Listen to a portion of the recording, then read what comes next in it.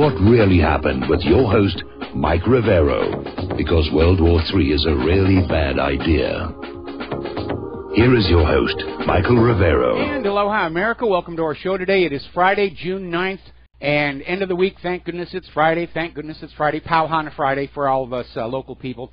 We have a lot of stuff to talk about today, and the phone lines are open, 800-313-9443. Mike is in our control room, twiddling the dials, keeping us out of trouble, ready to answer the phone when you call on in. A couple of quick program notes. Of course, this being Friday, the lovely Lady Claire will be joining us in hour number 3.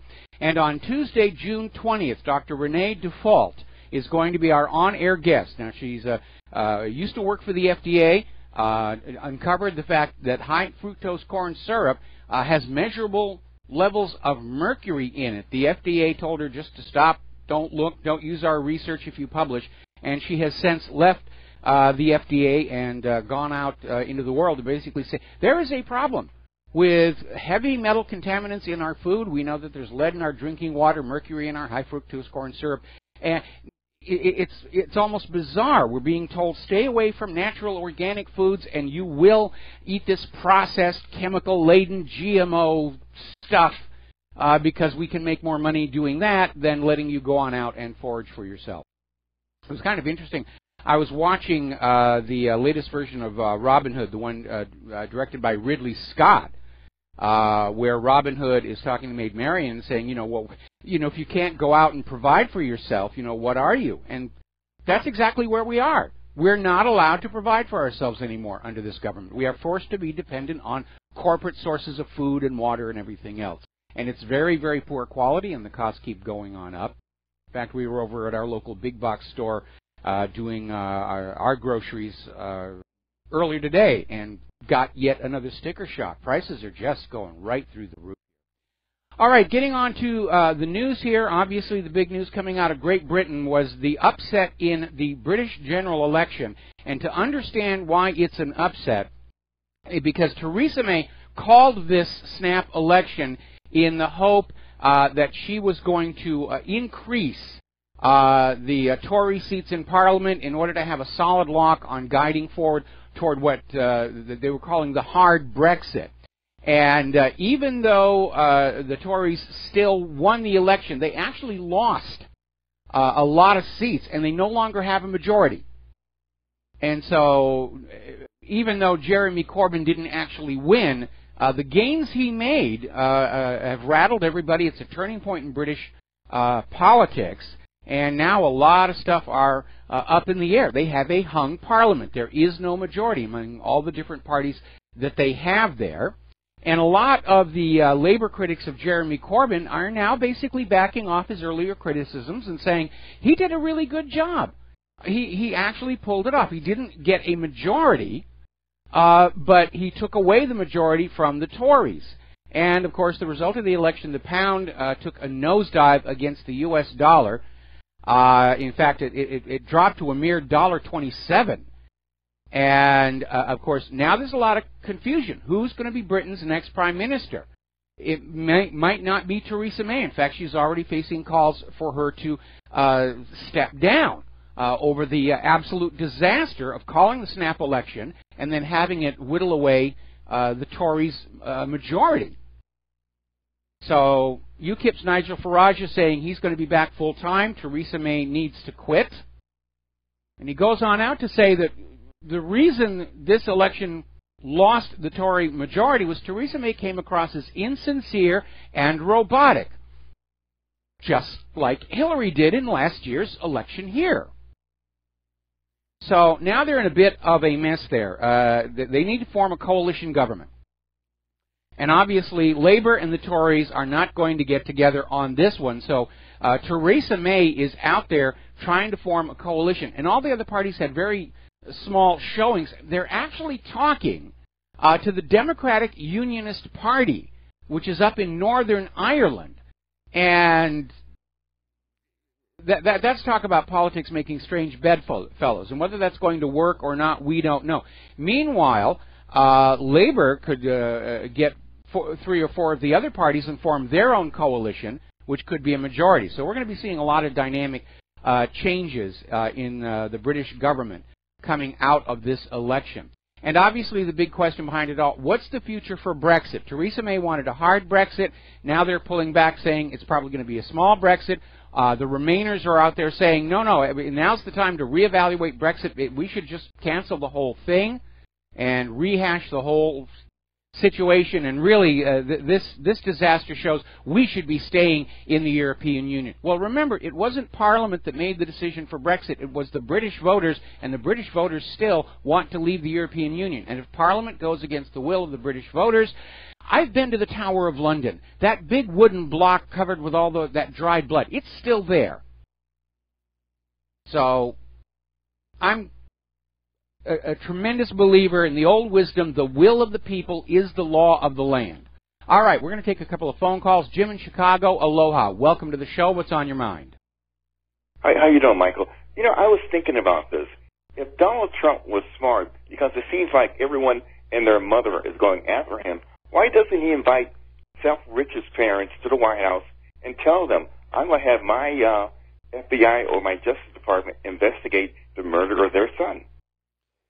Donald Trump right now has emerged victorious from the attempts to take him down. And right now he's got to look like he's rising above it all, that the government is now unifying under him, and he's going to move forward on these major agendas like infrastructure. I think it would be very bad for him to start engaging in political infighting right now, especially if we're leading a country into war. The last thing we want our adversaries to see is a government that's at war with itself. So while I would like to see it, and you would like to see it, and maybe even Trump would like to see the truth get on out there, now the time for the intra-party fighting and squabbling has come to an end. I don't know that the Democrats are ready to accept that yet. But I think Donald Trump, he has consistently shown a tendency to want to take the moral high ground. It was a mistake when he came into the White House and he kept all those Obama holdovers. But I think what he wants is to put all of this partisanship behind him. And for that reason, I don't expect that we're going to see that happen.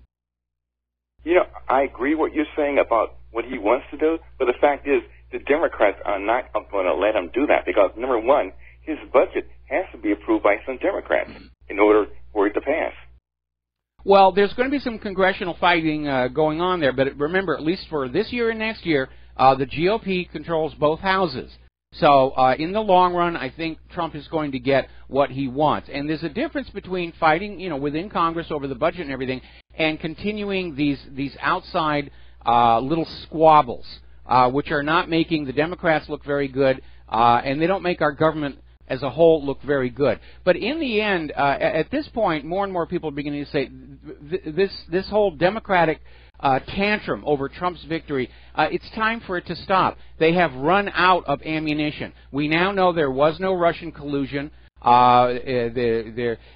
was not obstructing justice. I mean, they're still out there trying to say, well, Comey felt pressured and that counts as obstruction and there should be impeachment. But at this point, all of the liberals who are still out there talking about Russia and impeachment and all the rest of it, they're beginning to look really silly. And even their fellow liberals are saying, please shut the heck up. We are sick and tired of hearing about it. It's been 6 months already. Get over it. And I think it is time for that to go away. And just say, again, I don't agree with everything Donald Trump has done, but he is the President of the United States of America. He won the election. He overcome tremendous media bias and election fraud to be voted in by the vast majority of the American people. Let's adapt and adjust to that and move forward, because there are problems in this country that do have to be dealt with. And very, very seriously. And the more we squabble between the liberals and, Russia and all this other nonsense, there are things that are not getting done that need to get done. In fact, we've seen so much partisan infighting, it's almost like the government ground to a halt while they were flinging mud balls at each other. And, yeah, I want the truth of Seth Rich to come on out. I don't see Donald Trump doing it. I think what he's going to do is just sort of bask in his vindication and victory and say, okay, that's all old news now. Let's move forward on infrastructure and the rest of his agenda, because that was a big reason for the liberal Democratic tantrum. They wanted to prevent Donald Trump from accomplishing any of the things that he promised during the campaign trail so they could attack him during the midterms next year and in 2020 come on in and say, Donald Trump is a failed president. Look at all the things he said he was going to do, and he couldn't do any of them. So basically, at this point, I think we're going to start seeing a new Donald Trump, and I don't think we're going to see him stooping down to that level that we've seen the liberal Democrats in. He's going to send a message that the GOP are above this sort of nonsense. They're not really, but that's the image they're going to be selling, I think. In the final thing, Theresa May is looking like Hillary Clinton. Yes, that there's been a lot of similarities. Well, like, Nigel Farage said she was insincere and robotic. Perfect description for Hillary in the last election. All right, we're going to switch over to Mike in Alaska. Aloha, Mike. Welcome to the show. What's on your mind? Yeah, Mike, as far as GMO, I've been eating a lot of moose and caribou, and that's about the only thing as far as an animal you can get that hasn't been fed all kinds of nasty stuff. So Hawaii also has a lot of those wild pigs and stuff, and people have to look around at what's outside, what's around them. I mean, you can't get it everywhere, but there's quite a few places, quite a few states that have the opportunity to hunt or fish or... Well, that's only for a very tiny portion of the population that knows how to hunt, and yes, we are allowed to hunt wild boar here. Unfortunately, because our island is used as a testing ground by all the GMO companies, we don't know what the wild boars have been eating, but they are very, very tasty. You're only allowed to hunt them with bow and arrow, though. You're not allowed to use firearms. Mike, as far as Comey goes, I don't think a whole lot will change.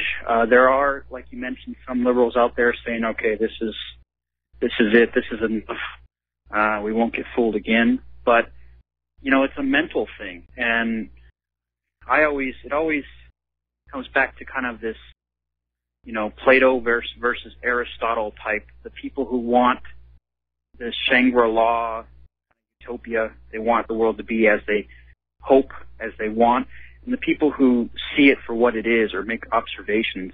Yes. And, Gilad Otzman talks about that a lot in his book, Being in Time, in fact. He makes that point.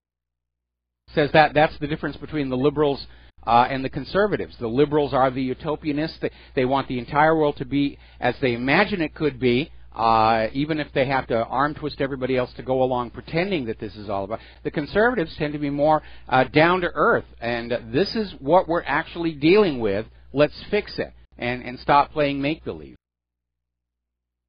Exactly. I mean, and I like to read that old stuff, and, people like Aristotle, it kind of leans more to the conservative mind, but that's also scientific.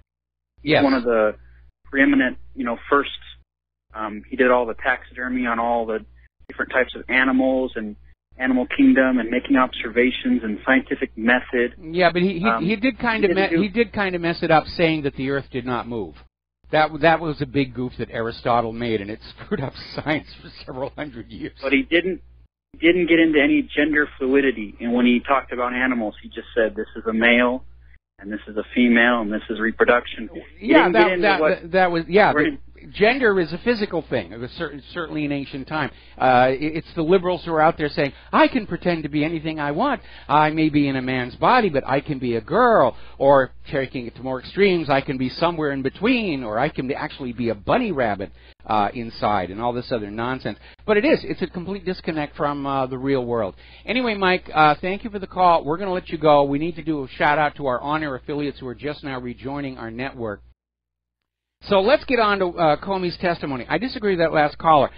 This has been a major, major upset between Comey's testimony yesterday and the hearings before.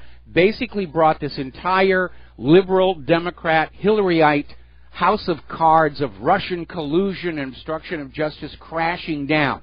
Now, there are still people out there like Marjorie Cohen, who's writing out there, goes, even though Trump didn't order an end to the investigations, the fact that he expressed his desire for them to be wound up, well, that's obstruction of justice right there. No, actually, that's a conversation.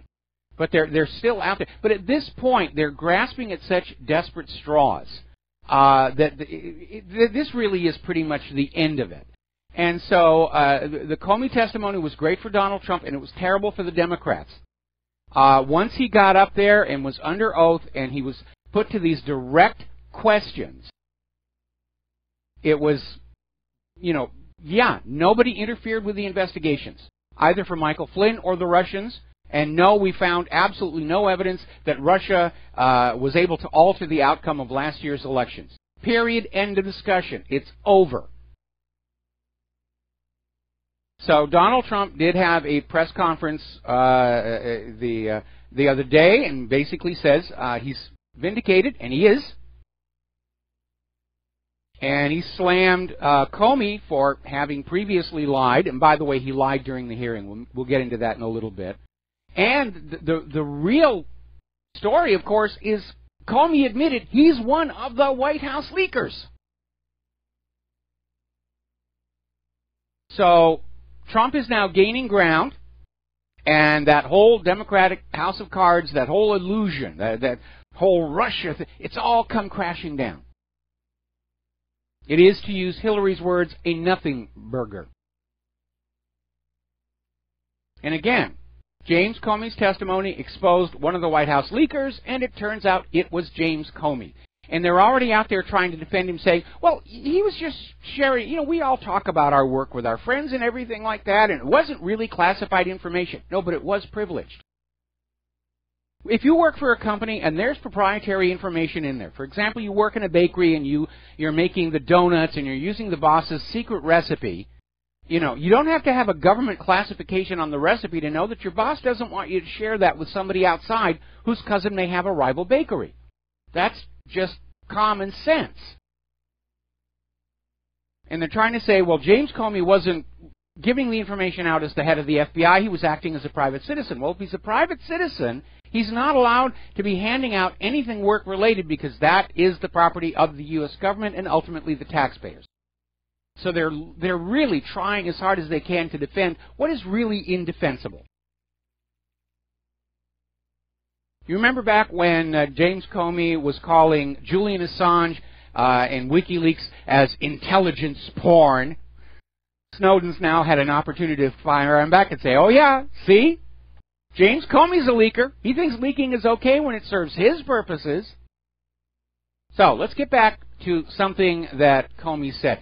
When he was trying to explain the fact that he had leaked this memo through a Columbia law professor who then forwarded it onto the New York Times, Comey said that it was Trump's tweets about potential tapes that caused him to decide he was going to do the leak.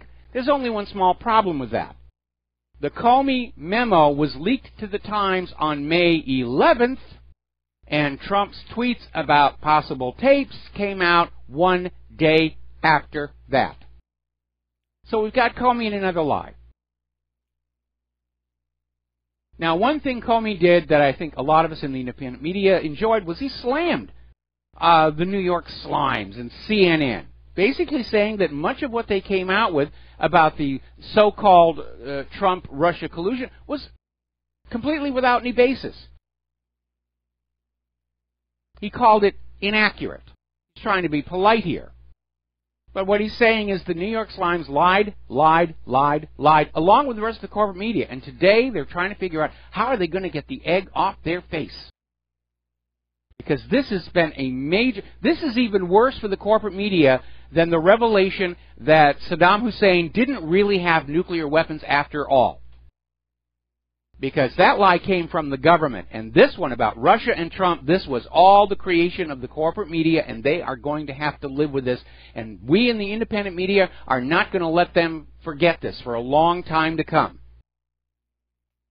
Along with all the other things to come out of corporate media that we know to be false, like human-caused global warming. All right, we're going to take a brief break here for some commercials, and we'll be right back. And aloha, America. Welcome back to the show. And before we get back to Comey's testimony, we're getting our daily dose of Booga Booga. Apparently, 2 terror suspects have been arrested, one in New York, one in Michigan, with suspected ties to Hezbollah, and they were scouting the airport. So they're trying to fan up terror in Hezbollah and keep the fear ramped up. And we know what's going to happen. 6 months down the road, the judges will throw the cases out of court as entrapment. Some undercover informants found some losers and said, oh, we're going to do something wonderful here.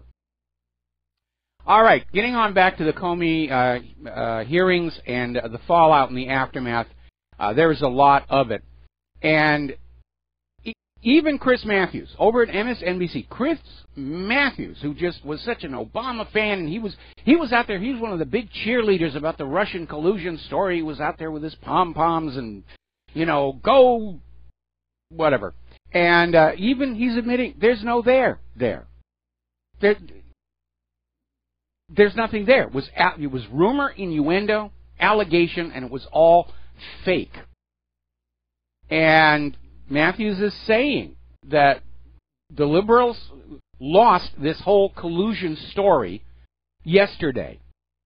Now they're trying to spin it over to, oh, well, maybe the Russian thing didn't actually happen, but there was obstruction. There was obstruction. Well, no, there wasn't obstruction. Comey said nobody told him to stop or alter any investigations. So where are they going to go from this? Well, apparently, again, over at MSNBC, the hosts of Morning Joe went back to the story that Donald Trump is mentally ill and has to be removed under the 25th Amendment. They're beating that dead horse to the point where you don't even recognize it's a horse anymore, which means it'll probably be served up by some local fast food restaurant in the next couple of days here. But that's where they're grasping at straws. Next, they're going to say he's a space vampire eating live babies or something. I don't know. Now, the big revelation that came on out was that Comey is a leaker. He's one of the leakers. He admits leaking this one document to this professor at Columbia, who, by the way, has now gone into hiding, doesn't want to talk to anybody about this, who then forwarded it to the New York Times.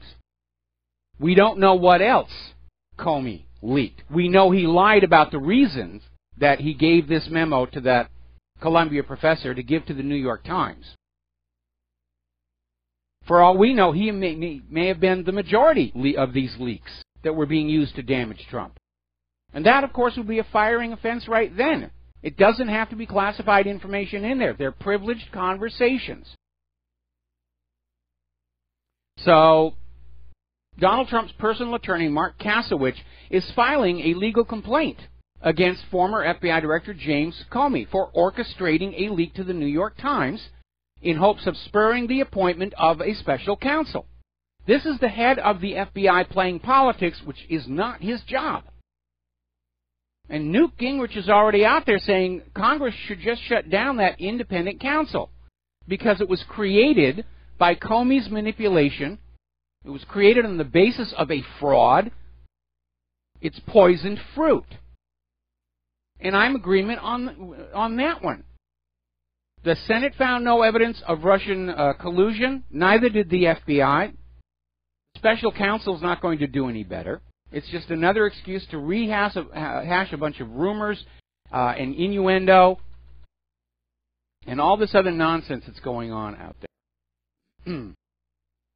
Now, over at Judicial Watch, Chris Farrell, their Director of Investigations and Research, was interviewed by Lou Dobbs over on Fox News last night, and basically is saying that FBI agents, some actively serving, some recently retired, have been reporting consistently they consider Comey to be a dirty cop. And that certainly seems consistent with this idea that he was protecting Hillary Clinton, although now he's trying to drop the blame for that onto Loretta Lynch. So it's all starting to come on out. Corey Lewandowski is saying Comey is part of the deep state. Yes, he's all tangled up with that drug cartel. Remember, HSBC. More about this when we come back.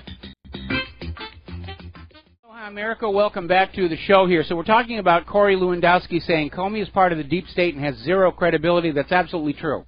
Now, a lot of people are trying to figure out what exactly is the deep state, and we don't really know, but we know what parts of it are. And one of the major components of the deep state is this CIA, cocaine, Bush, Clinton cartel that has been running a significant part of the country going all the way back to the mid-1980s. starting with that operation out of Arkansas to smuggle untraceable military weapons down to Nicaragua, all of it being funded by tons of cocaine that were brought back into the United States of America and sold to our children. And it made everybody enough money to reshape American politics. It's a replay of how alcohol money during Prohibition reshaped American politics. And that's a big part of it. And they're trying to protect that whole situation. Now, think about the relationship between the Clintons and Loretta Lynch and James Comey. Because Loretta Lynch, before she was the Attorney General, she was the U.S. Attorney that basically gave HSBC a free pass when they got caught laundering drug money. And who was on the board of directors of HSBC when they were laundering the drug money? James Comey. Do you see how it all comes together?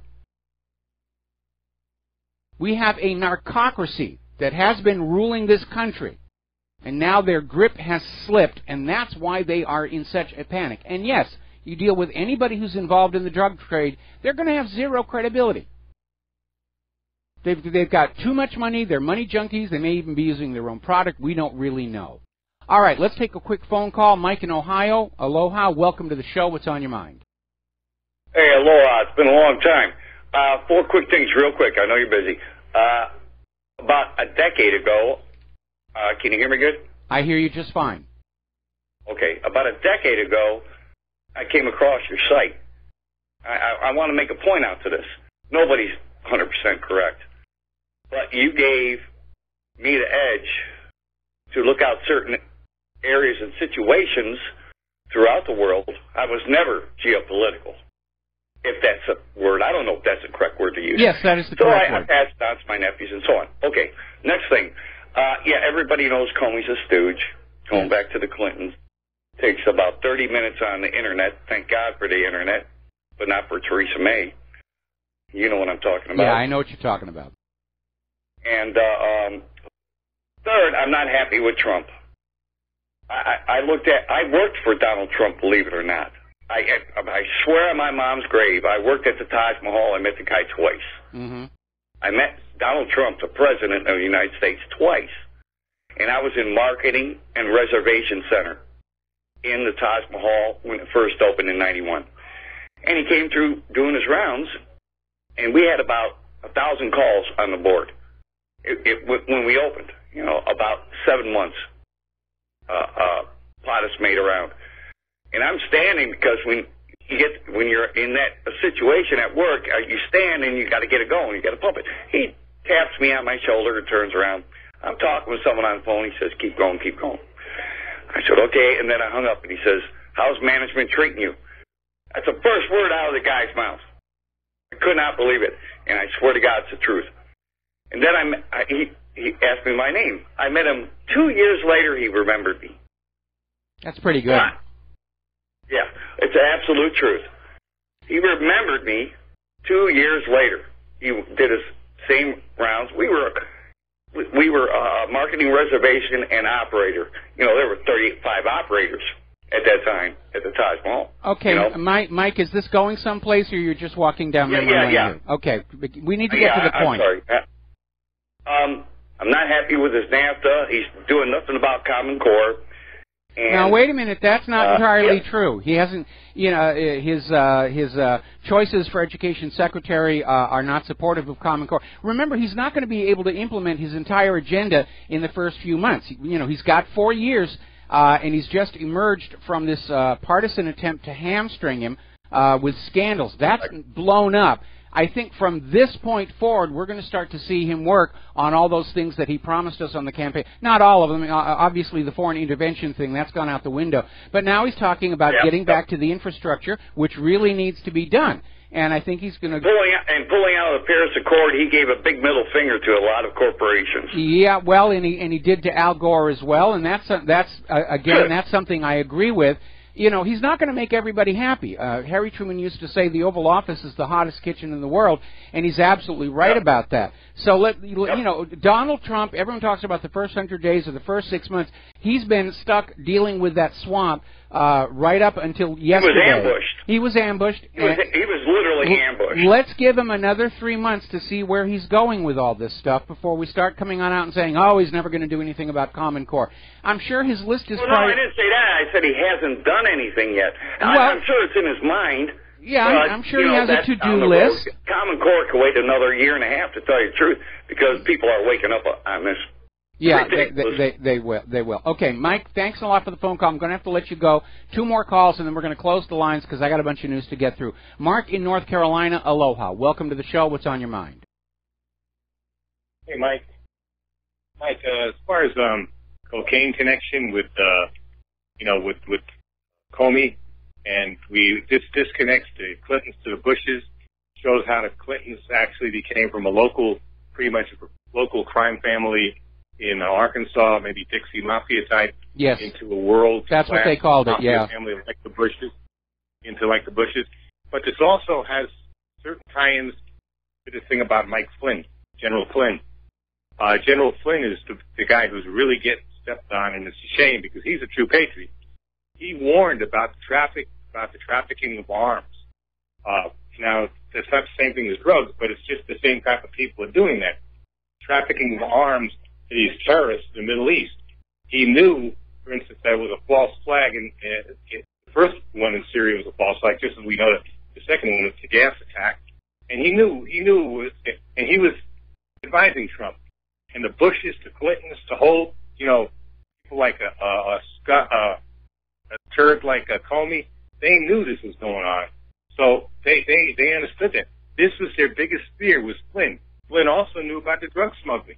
He also knew about pedophiles, about the pedophile business. I imagine everybody inside the Beltway knows about the drug smuggling. Remember, we had that anonymous source from within the FBI was posting that the Clinton Foundation was a giant slush fund, money laundry, tax evasion scam, and most of the big people in Washington, D.C. were involved with it. They were all dirty. So I'll tell you what I think Donald Trump ought to be thinking about doing right now. Right now, everybody is looking at the fact that James Comey was leaking information to the New York Times and deserved to be fired. And so now Trump has got the political room to go on out and do some more shakeups in that White House staff. Maybe get rid of Kushner, who apparently was a dirty with some dealings with the Russian bank. I'd like to see him get O'Bannon back in as the chief advisor. I'd like to see him get Flynn. I'd like Trump to go to Michael Flynn and say, I was sorry to let you go, and would you come on back? Absolutely. He's got to get rid of that bum McMaster. This guy is no damn good. Yeah. Flynn, though, is a real patriot. He's a real, man I respect. Yep. And I personally wanted Trump to, take him as vice president when I knew he was first, connected to Trump's campaign. I wish he had taken him instead of Pence vice president. This guy is a good man. He needs to be back in there advising Trump on not only foreign policy and the whole security situation. I agree. He knows a lot. He was the head of the DEA. And by the way, the Defense Intelligence Agency is part of the military, and it's much more honest than the CIA, which is basically a completely corrupted organization, pretty much run by the Bushes and the Clintons. Yes. And other globalist types. Well, I mean, George Herbert Walker Bush was the head of the CIA. He basically has treated it like his own private intelligence army ever since. He's still very much involved with that stuff. But he was a CIA man. He had been a CIA man well before that, except he may have not been on paper, but he ran that oil company. I forget the name of it. I think it is Zapata Oil. Zapata Oil, and he provided 3 of the ships that we. My turn. Yes, Bush ran Zapata Oil. Apparently, he was recruited into the CIA by legendary agent Felix Rodriguez. There seems to be indications that George Herbert Walker Bush was in Dallas on the day Kennedy was killed, and George Herbert Walker Bush had provided 3 of the ships used to support the Bay of Pigs landing, and that was the Barbara, the Houston, and the Zapata were the name of those ships. And you can bet. You can bet that Bush had something to do with the attempted assassination of Ronald Reagan. Probably his orders that just wasn't successful. Yeah, I think he wanted a promotion to that.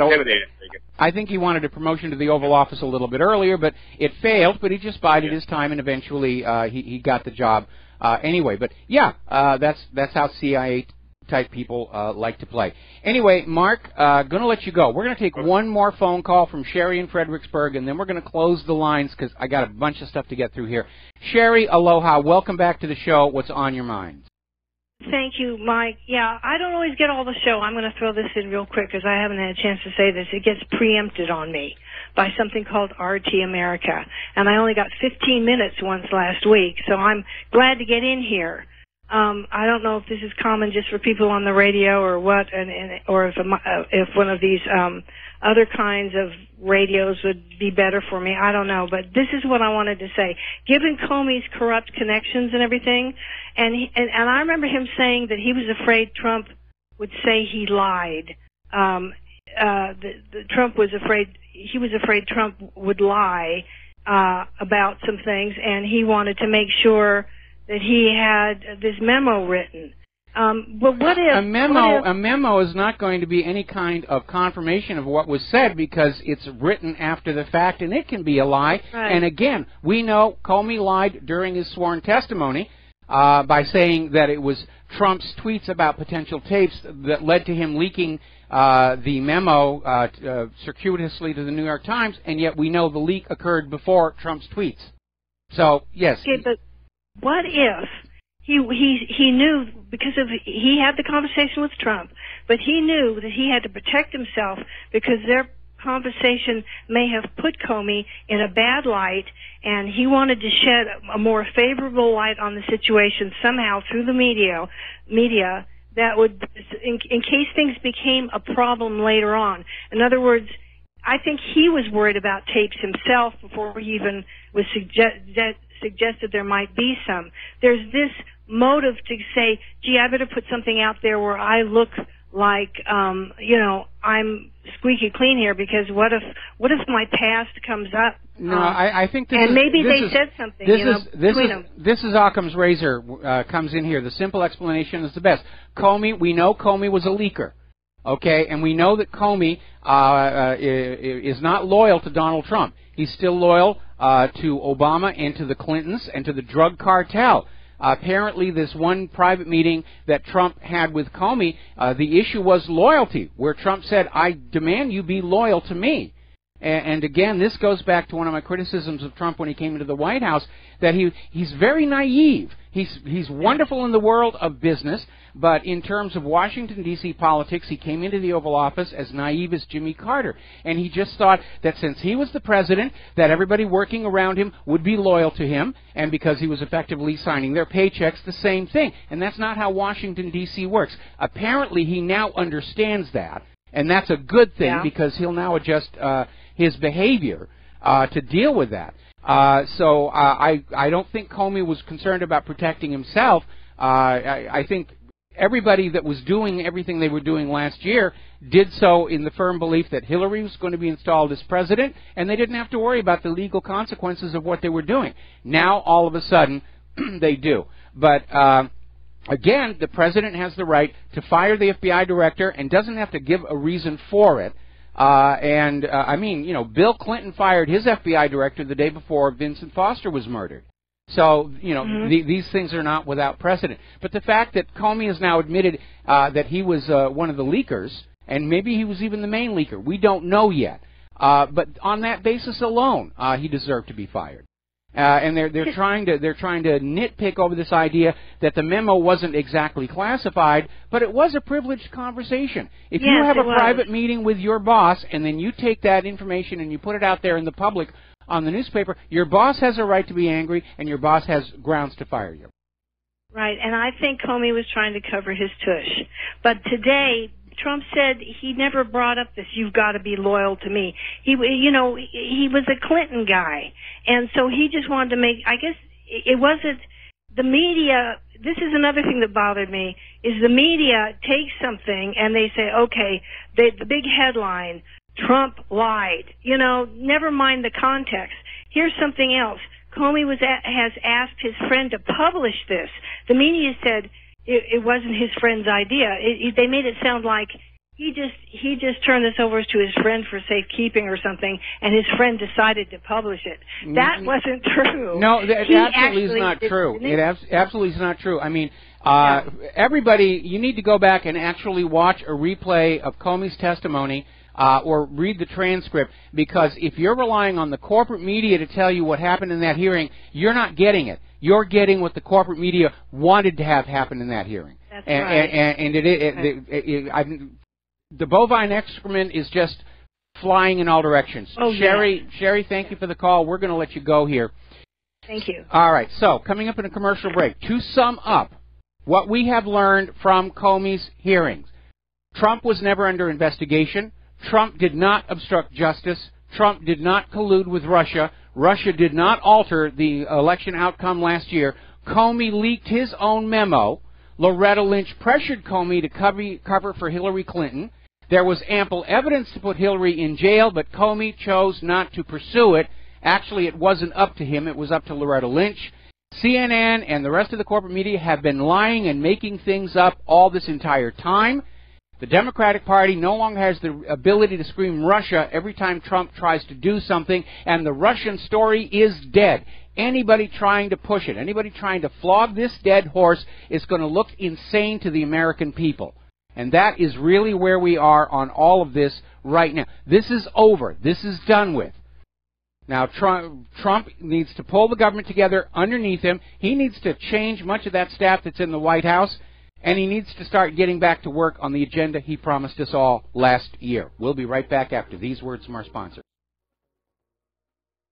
And aloha, America. Welcome back to our show. We're just getting word here. Apparently down in Miami, there's a civil lawyer, considered top civil lawyer, Irvin Gonzalez, past president of the Dade County Bar Association, has been found dead in his home. They're already saying, it's probably a suicide. So we need to dig out what his connections are to the Clintons, if there are any.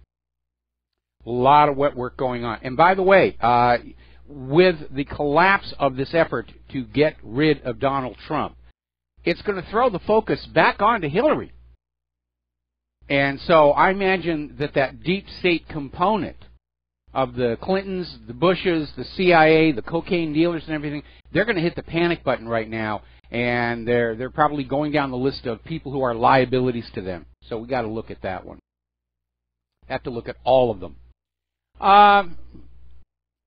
So, Rob Schneider's out there. Thank you, Democrats and biased fake news, for an enormous waste of money and time. And that's a good way to put it. All of this nonsense. You know, collusion with Russia. Huge amounts of resources. Huge amount of time. All for nothing. It was a hoax. It was a hoax. A new poll from IBT-TIPP found the overwhelming majority of young Americans, 72%, believe the media has prematurely declared President Trump and his allies guilty of collusion with Russia without any evidence whatsoever. And yes, that's exactly what happened. And remember that younger audience, that demographic with, in theory, disposable income. That's the one that the media wants to attract. So they have really shot themselves down. Not just their credibility, their business model. Advertisers are going to say, young Americans aren't looking. They're not watching the corporate news anymore. Why should we waste our ad money on these people?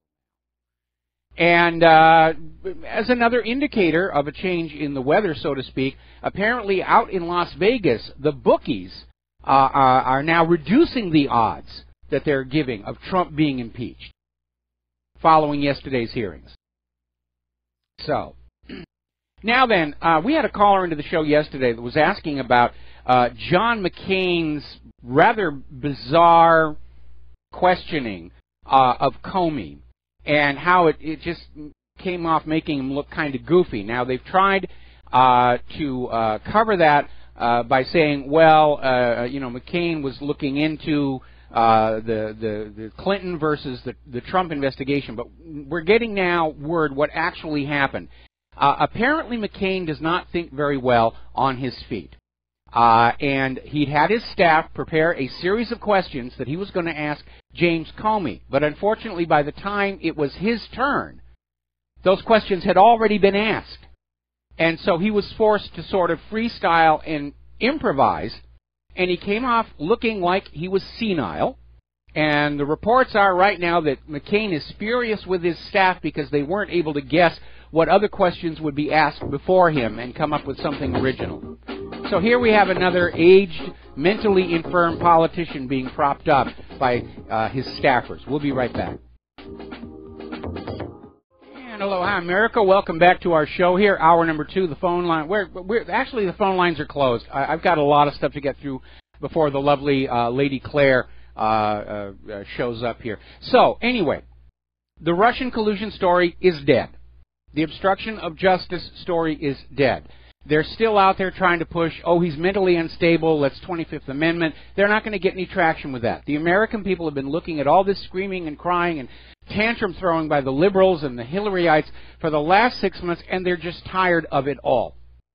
Okay? It didn't work. If this was some kind of George Soros attempt at a color revolution inside the United States of America, it has failed miserably. So, let's go back and start focusing once again on Hillary Clinton, because after all, she caused this whole mess. First of all, by breaking all the rules as Secretary of State, and earlier than that, certainly during the election, and by being less than gracious about the fact that the American people did not want to vote for her.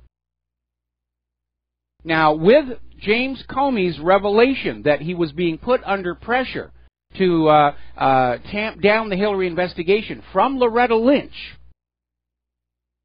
there's a perfect justification to go back and reinvestigate Hillary's behavior during her term as Secretary of State, and not just the email server scandal itself, which I think conceals an even bigger scandal of selling out U.S. secrets to foreign interests, using that weak email server and using the foundation to collect and launder the payments, because the Clintons did it once before back in 1994. But remember, when James Comey had that press conference where he said that Hillary did not intend to do wrong and therefore he was recommending no charges, he did go down the list of all the felony violations of Title 18 Hillary Clinton did. It is time to go on back and take another look at that, along with all of the pay-for-play that came on out and this new scandal involving Bangladesh. I think that's the one they're going to use to finally get her out of public life. But there should be indictments. And again, one of the big issues Donald Trump campaigned on was putting Hillary Clinton in jail. He said it in one of his debates with her, and everywhere he went after that, there were chants always, lock her up, lock her up, lock her up. Even people were showing up at Hillary's rallies going, lock her up, lock her up. It's something the American people as a whole need to have. They need to have a reason to think there actually is still justice in this country. Trump needs to keep that promise, not out of revenge, not out of vindictiveness, but because the American people need a sign that we are still a nation of laws and not just of powerful, corrupt individuals. Now, Hillary Clinton is still out there flapping her gums around there about how we can end terrorism if we understand other cultures' food. And a lot of people wish she would go away. Hillary Clinton is now out there. She's got somebody else to blame for losing the election, the Internet. She's saying it's apparently in her eyes the Internet is sexist. Oh, the Internet is sexist. The Internet is not a friendly place for women. No, the Internet is not a friendly place for liars. That is why it is so fundamentally different than the corporate media. The corporate media can put out whatever lies they want, like Lee Harvey Oswald acted all by himself, and there's no feedback coming back in. People weren't able to talk back and forth to each other on a grand scale. Today, the Internet is this almost purest distillation of democracy, where if somebody puts out something that's wrong, immediately there's a chorus of voices saying, no, that's not what's going on here. Humans are warming the earth. Really? Look at all the snow I'm shoveling out from in front of my house. That's why we keep joking that in the age of the Internet and the independent media, the life expectancy of a government or corporate lie can be clocked with an egg timer. And that really is true. Now, apparently the State Department is getting ready to respond to Chuck Grassley's request for a probe into alleged misuse of power involving Hillary's staff pressuring the Bangladesh government to drop an investigation into Dr. Mohammed Yunus, a leader of two different organizations that were top donors to the Clinton Foundation. Now, it's going to be hard to kind of say, well, that's within the normal course of business for a Secretary of State. The question is how many people at the State Department are still loyal to Hillary versus how many are fed up with her. So we'll see what's going to happen on that. But right now, Donald Trump dares not let Hillary Clinton escape from any of this, or it will destroy any illusion that we are still a nation of laws. Donald Trump needs to reassure the American people the system is still working, and the American people need Hillary to be brought down, or they're going to lose all trust and confidence in the government, regardless of anything else that Donald Trump does. We're at that threshold moment. If we do not see justice done now, if we do not see the laws enforced that James Comey admitted Hillary Clinton broke, then it's really going to be the beginning of a Soviet-style collapse of the U.S. federal government. We're going to do a quick shout-out to our on-air affiliates just now rejoining our network. Apparently, House and Senate investigators have now requested all of Comey's memos and any recordings the White House kept of the private meetings of Trump. I don't know what it is they think they're going after, but they're going through the motions. But remember, politics is perception. And as of right now, the public perception is this whole Russia collusion, obstruction of justice. It was just a big nothing. It was a tantrum thrown by Hillary's supporters. And I think that's a really good illustration of how liberals are utopianists who want the world to be the way they dream it to be. We dream of Hillary as president. She's not president. Well, we're going to go on dreaming, and we're going to try and get everybody else to go along with the dream. And that didn't work. Now, turning over to the war zones, while we were all being distracted by Comey's testimony, and it was fun to watch, the U.S. has once again bombed the Syrian government forces who were fighting against ISIS. And this idea that the U.S. is in Syria to fight ISIS and Al-Qaeda, again, it was another lie. The U.S. has been in Syria for 5 years trying to get rid of Assad. They did with all the lies about Assad gassing his own people. Those were all lies. And then when the American people started saying, look, we've got no business being there, they rebranded. And they said, well, this is part of the war on terror. We've manufactured this horrible enemy called ISIS, and now we've got to go in and exterminate them. But they're not. They are still bombing the Syrian government forces. And nobody is fooled by the lies anymore. The Russian Defense Ministry is saying that the U.S. is specifically bombing Syrian forces in order to provide escape routes for the terrorists in Palmyra and Deir ez-Zor, that every time the Syrian forces are on the verge of encircling and capturing these ISIS forces, the U.S. will bomb a breach in the lines through which the terrorists can scurry. Story coming out of facti.org is quoting Russian officials on the ground is saying they have evidence that the U.S. government has actually made a deal with ISIS, saying we will help you get out of these civilian areas as long as you will go up against the Syrian government forces.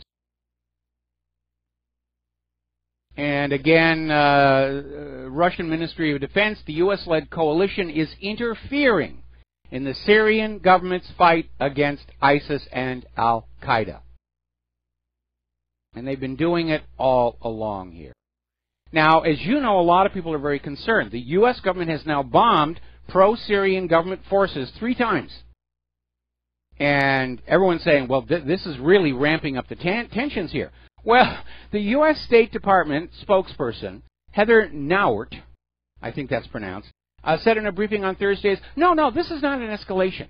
No, yes, we're bombing the pro-Syrian government people, but it's really not an escalation. Trust us, we would never escalate the situation.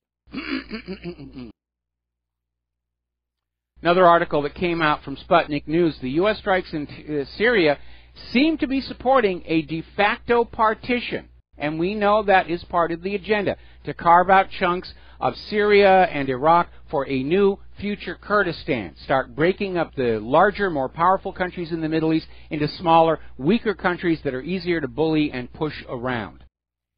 But that may be stumbling badly right now because apparently the Syrian army has pushed through to the Iraq border, cutting off the Americans at El Tanf. And that is going to be a very tense situation. And I'd like to remind everybody of one more thing. The so-called U.S. deconfliction zones are illegitimate under international law. The United States does not have permission from Syria's government to be in Syria in the first place, let alone building military bases and drawing lines in the sand saying, "Further thou shalt not come." The United Nations doesn't recognize the deconfliction zones. Russia never agreed to them. It's just something the United States said, this is what we're going to do, and if you come here, we will attack you. Ron Paul is out there saying that the United States government is acting outside the law. And in the long run, it is harming our national security to go on with these Syrian airstrikes and in general with these interventions. Because the terrorists who want to come here and hurt us are not doing so because they hate our freedoms. They want to come here and hurt us because they were just living their lives, going about their business, working at their jobs, down at the market square in their village. And all of a sudden there's a blinding flash of light and a horrendous blast, and people they've known all their lives are lying in bloody shreds around their feet, and the shrapnel is stamped "Made in the USA." That is why they hate us. Now, the Russian Ministry of Defense is saying that the civil war in Syria is pretty much over, and Syrians are starting to return to all of their freed cities and towns. There's just a couple of these last strongholds of the terrorists that the Syrian government is trying to encircle and capture, and the U.S. is bombing breaches in the line so the terrorists can get on out again.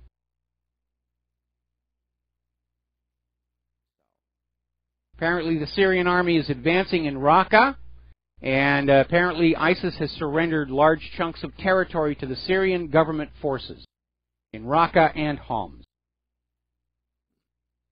If the U.S. wasn't in there protecting the terrorists, this war would have been over a long time ago. Syrian army has gained control over parts of the border with Jordan.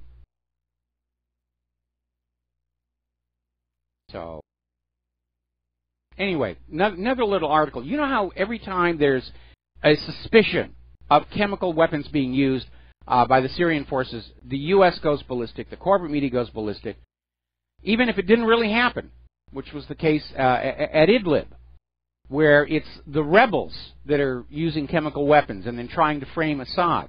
Well, apparently some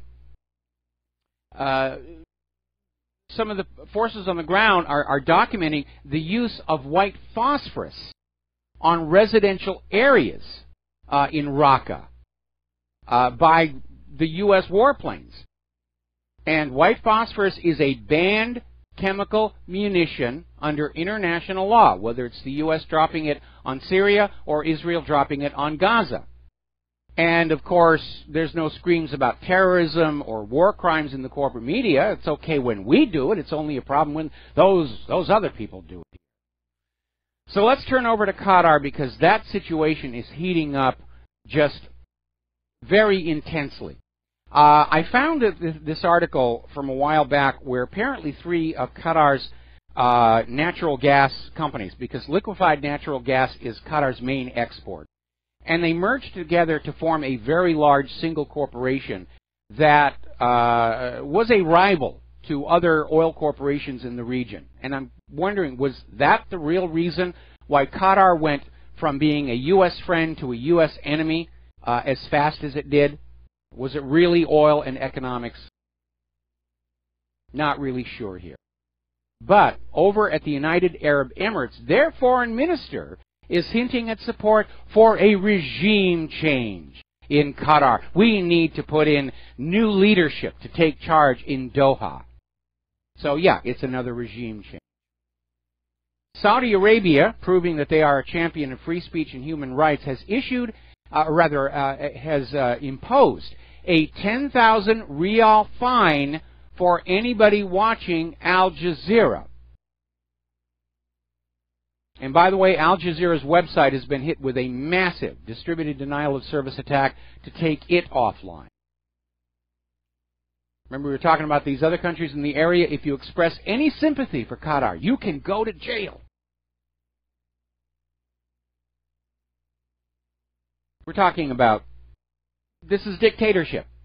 No free speech, no free opinion, no watching the other media, just do what you're told. And the U.S. is on the side of this kind of behavior, which means the U.S. government wants to have that sort of thing here eventually if they can find some way around that pesky, gosh darn Constitution here. Now, as you know, Turkey is sending troops into Qatar to help train the Qatar army. Apparently, Pakistan just announced they are sending 20,000 troops in there as well. This is turning into a fuse on a regional war in the entire area. All right, we're going to go ahead and grab a phone call. Vincent in Hawaii, aloha. Welcome to the show. What's on your mind? I just had a thought about Venezuela. I'm wondering if the West is trying to take over Venezuela's oil eventually. Well, I kind of already know that, but could it be possible the reason why, if they start war, that they're expecting Iran to close the straits? Well, that a Mideast war is going to disrupt the oil traffic going in and out of there. That's one of the reasons that they were allowing some very reckless oil exploration here in the United States, which led to the Deepwater Horizon disaster. But the United States has a lot of oil. They're just fighting over what currency other countries sell their oil for. And Venezuela got put on the special high-interest targets list because back when Hugo Chavez was running the place, they were selling Venezuela's oil for the yuan rather than the dollar. And again, the ultimate goal of all of this petrodollar nonsense, the United States government wants all natural resources, oil, precious metals, raw materials of any kind, to be traded only for the U.S. dollar, off of which the United States economy would make a small profit. And that's the real agenda here. When they went into Iraq, it wasn't so that they could own Iraq's oil. It was because Saddam Hussein was selling Iraq's oil for the euro.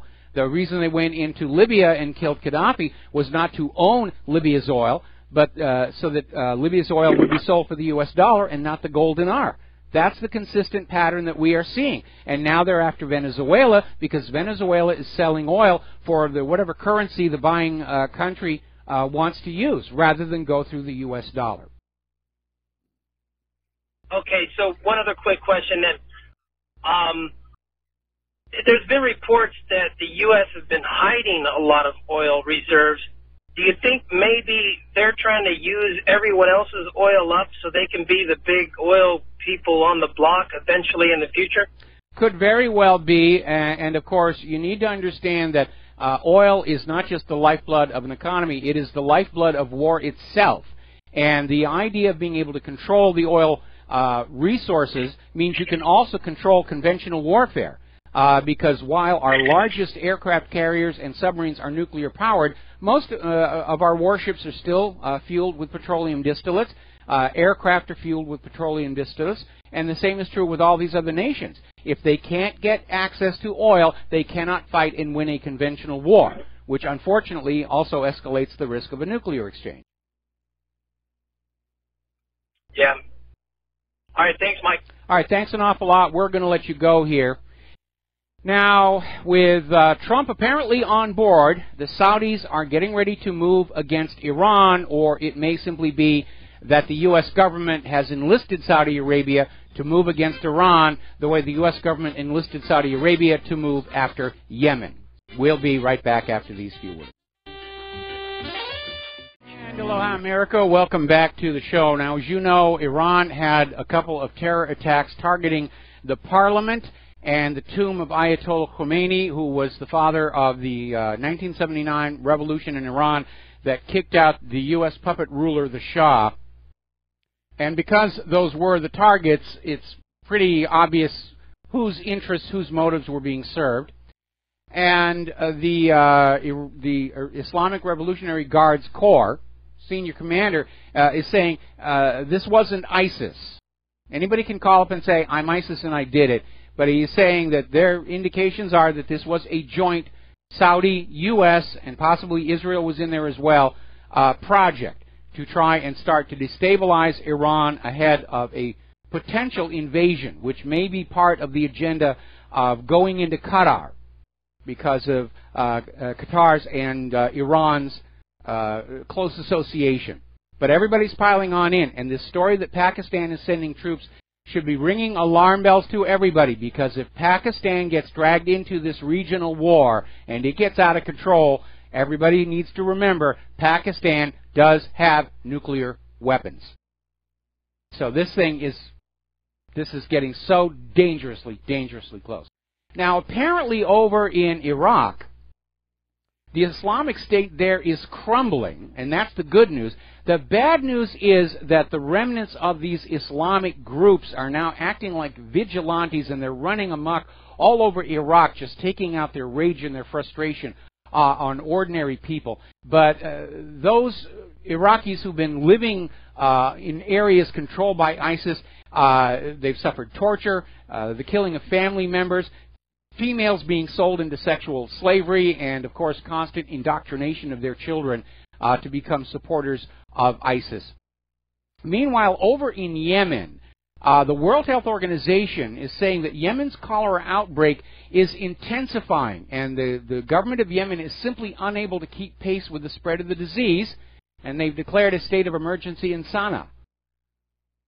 And one more time, I have to go on back and say, are we looking at a case of biological warfare here directed against the civilians of Yemen? Because we're seeing all these other governments that are out there using banned chemical weapons, such as white phosphorus, sarin, VX. It's not that much of a stretch of imagination to wonder if Saudi Arabia planted the cholera in there.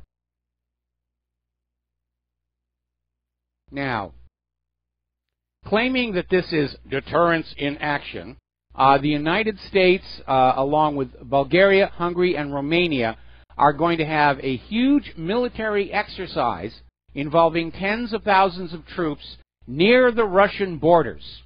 Because Russia is the aggressor. Russia is getting ready to come on in here, so we have to do it first. Russia destroyed the radio transmitter at Gleiwitz. We have to invade now.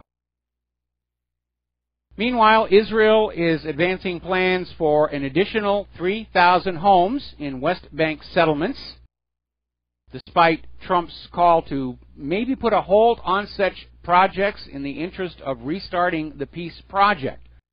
Well, again, everybody has to want peace for peace to happen. If you have anybody in there that doesn't want peace, it's not going to happen. And Israel does not want peace. They want it all. They want the Palestinians gone. They want Eretz Israel from the Nile to the Euphrates. And as long as the United States government is writing them all these checks for weapons and protecting them at the United Nations, Israel is going to continue to behave like a rogue state. Now, as you know, earlier in the week, North Korea fired a series of test missiles. They were initially reported as more ICBMs, to try and get the fear factor going. And as it turns out, they were testing shore-to-ship, anti-ship missiles, which are very clearly defensive. And North Korea has now announced these are a brand new design. They're testing a brand new anti-ship missile. Now, the United Nations is out there saying there shouldn't be any nuclear weapons and so forth, but all nations are allowed to have defensive weapons. We'll be right back after these commercials. Hi, America. Welcome back to our show here, and talk about an unrepentant media.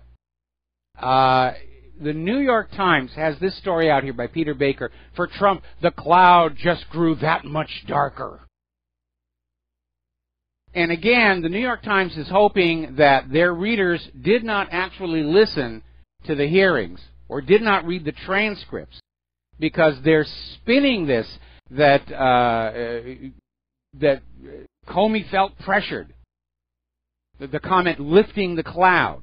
And they're saying this is going to hover over his presidency for months, if not years. No, the corporate media is going to go on flogging this dead horse for months, if not years. But if you look at the readership numbers, viewership numbers of the corporate media, if you take into consideration that poll we mentioned earlier in the show, 72% of young Americans think the corporate media went after Donald Trump without any basis whatsoever. The corporate media is killing itself. And I understand that they are trapped. The people who pay the bills at the corporate media pay them to promote certain agendas. And I would like to hope that the people who actually work in the corporate media understand something very basic. That at the point where they can't convince anybody anymore of the agendas, the people who are signing those checks, they'll cut the money off without regret. If you're not useful, you're disposable.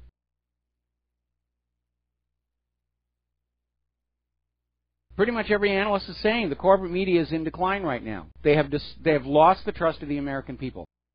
They are in the middle of an incredible credibility crisis of their own making. And I have no sympathy for them whatsoever. But as long as the paychecks are flowing, they're going to go on doing what it is they're paid to do, which is to try and convince you that up is down, left is right, humans are warming the earth, Hillary should have been president, Donald Trump is dangerous, blah, blah, blah, blah, blah, blah, blah, blah, blah, blah, blah. Okay, now, apparently following this massive bankruptcy down in Puerto Rico, it has somehow re-energized the independence movement down there. Puerto Rico wants to stop being a territory of the United States and just become its own nation, because they are feeling that as a territory, they were unfairly exploited by U.S. business interests, and that is something virtually every U.S. territory goes through, including here in the state of Hawaii.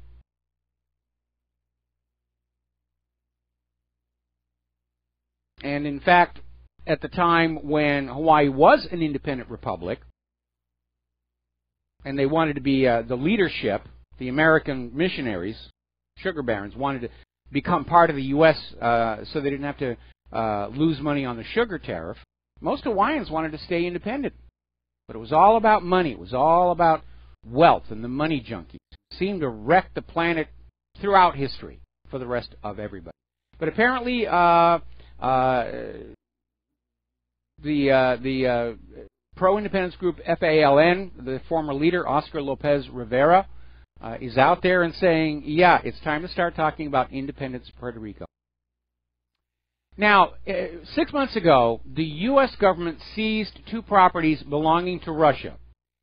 They were diplomatic facilities, and the U.S. seized them, saying that we have evidence they were being used for espionage purposes. And by the way, in Google Earth, I hunted down these 2 properties, and they're not ideally situated for espionage. They were way out in the rural areas. They were diplomatic facilities. One was a school, I think. Well, Russia is now saying that if these 2 diplomatic compounds are not returned by July, that Russia in turn will start seizing U.S. diplomatic property in Moscow. Sort of a tit for tat. Now, the U.S. in seizing these diplomatic properties was in violation of international law and diplomatic protocol. But it was just part of that goading Russia, Russia bad thing that we've all been having to deal with all this time. The U.S. government wants to go on out and conquer the world, but they want to make it look like it's everybody else's fault. They made us do it, Mommy. They made us invade their country and gas their people and destroy their infrastructure. It's not our fault, really. They made us do it. They tricked us into believing Saddam had nuclear weapons. It's all their fault, really. Now, interestingly enough, getting into the economic news, the Shanghai Cooperation Organization, this is another emerging multinational economic cooperative that is rising to challenge the Western-centric global banking system, along with BRICS and several others. And they're kicking off their summit in Kazakhstan, and apparently India and Pakistan are going to join the Shanghai Cooperation Organization. So it is growing. People are turning away from this dollar-centric, Western-backed, global hegemonic system. That may be another bit of tension and pressure if Pakistan is in fact caught up in this coming invasion of Qatar. Apparently, warnings are coming on out. Our system may be more leveraged than it was back in 2008. Yeah, it has to be because of all the manipulation that's been going on with the stock market. And by the way, looking at the market today, it's still on its post-Comey soar. There was a bit of a dip toward the end of the day, but the plunge protection team stepped on in and got the Dow back up 89 points. Weren't able to do it for the NASDAQ, which is down 113, which is very, very worrying. Normally, the market riggers like to have everything in the green on Friday so the money junkies can have a relaxing weekend. Weren't able to get there. There's a lot of concern over the fact that Congress, while nobody was really looking, has repealed the Dodd-Frank Act, which unfortunately is the wrong way to go because it is removing more regulation from Wall Street at a time when Wall Street is clearly out of control. And if you go back and you look throughout history, every time Wall Street has had the chains taken off, bad things will happen. Look what happened after they repealed Glass-Steagall. That directly led into the meltdown of 2008. And then after that meltdown, they put in Dodd-Frank. Now they're pulling that back out again. They're rolling out the red carpet to another economic meltdown. Now, as you know, Verizon acquired Yahoo for $4.5 billion, and apparently the result is that Verizon will be laying off around 2,000 workers, which are effectively in duplicate jobs. So a lot of job losses there. Hudson's Bay Company is also cutting 2,000 jobs as part of their reorganization to try and stay solvent. They reported lower quarterly sales as part of the retail Mageddon. And apparently, Hudson's Bay Company is also creating separate, distinct management teams for the Hudson's Bay and Lord and Taylor store chains, which suggests to me they're preparing to spin them off as for possible sale to other owners. Start breaking it up and saying, you can buy this chain and you can buy that chain. Elon Musk is a little upset because apparently right now Tesla is the largest shorted stock in the U.S. equity market. Apparently everybody is expecting Tesla to just fail spectacularly in the near future. And one of the downsides of short selling is that if there is enough of it, it can create the impression that a company is in trouble. And Tesla could collapse not because Tesla has done anything wrong, but because of all the short selling is putting out this image that investors think it's in trouble. And it becomes a self-fulfilling prophecy. Okay, let's see. If you are a candy-type person here living in Europe, Mars Chocolate Great Britain and Mars Ireland have issued a recall for some of their Galaxy and Teaser bars, along with Minstrel's packets over a potential salmonella risk. This came out of Sky News today. And there are concerns that some of the ingredients in the chocolate bars carry this deadly bacteria. And if you have the bars, do not eat them. Contact the consumer care team to arrange returns and refunds. So a little safety warning there. So let's get on to human-caused global warming. I'm going to do a little science before the Lady Claire gets here.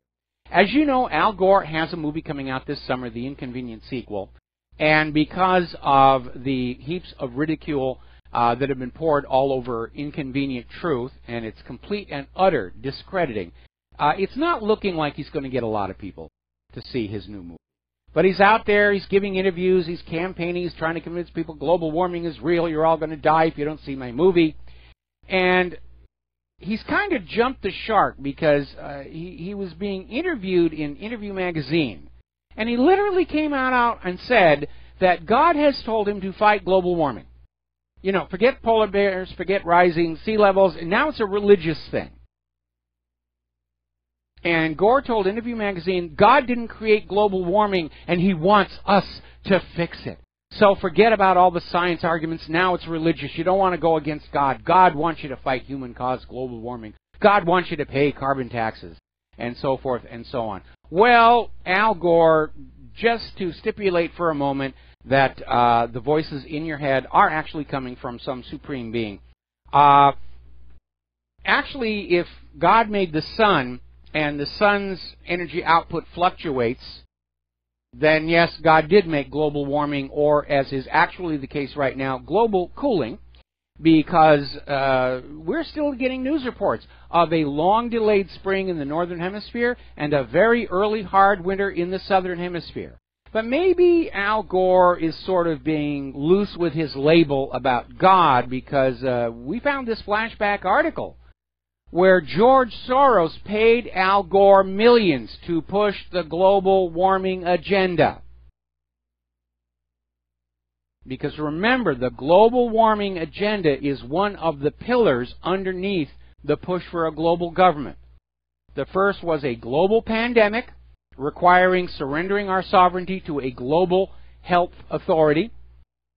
Then there was human-caused global warming, which said we have to surrender our sovereignty to a global environmental authority. And then the third was going to be a global financial meltdown, which seems to be on track, which would lead to a call that we surrender our economic independence and sovereignty to a global private central bank. That one I don't think is going to work, because around the world, more and more citizens of more and more countries enslaved to private central banks have come to understand it is that private central bank and its practice of issuing the public currency as a loan at interest that has impoverished nations, driven them into starvation and eventual war. So I don't think that one is really going to work. Okay? All right, we're going to grab a couple of phone calls. Fred in Michigan, aloha. Welcome to the show. What's on your mind? Aloha, Michael. You mentioned Cotter and Heather. Cotter with respect to the liquefied natural gas. Yes. They're promoting. And then you mentioned Heather, whomever in the U.S. State Department. Well, first, on the LNG, did you know that one of these private, albeit U.S. Air Force funded space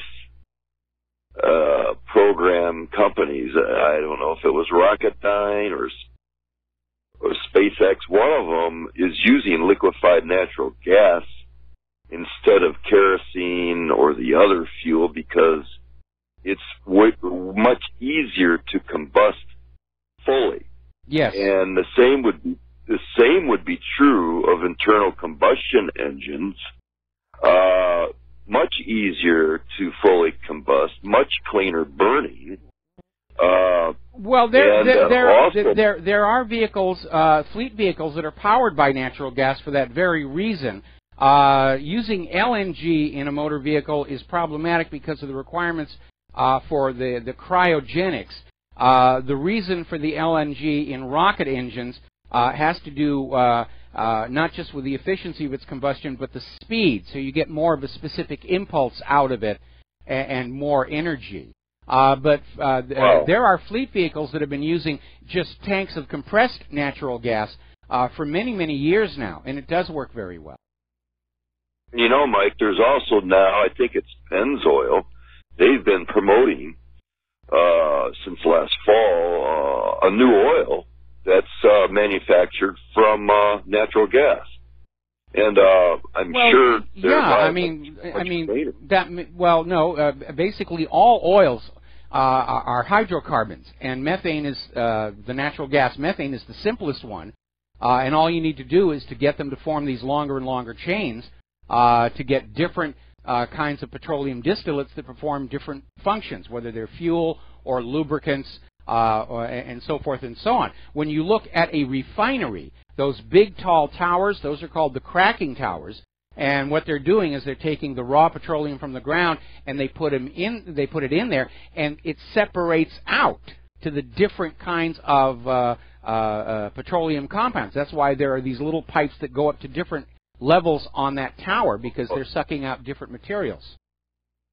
Amazing.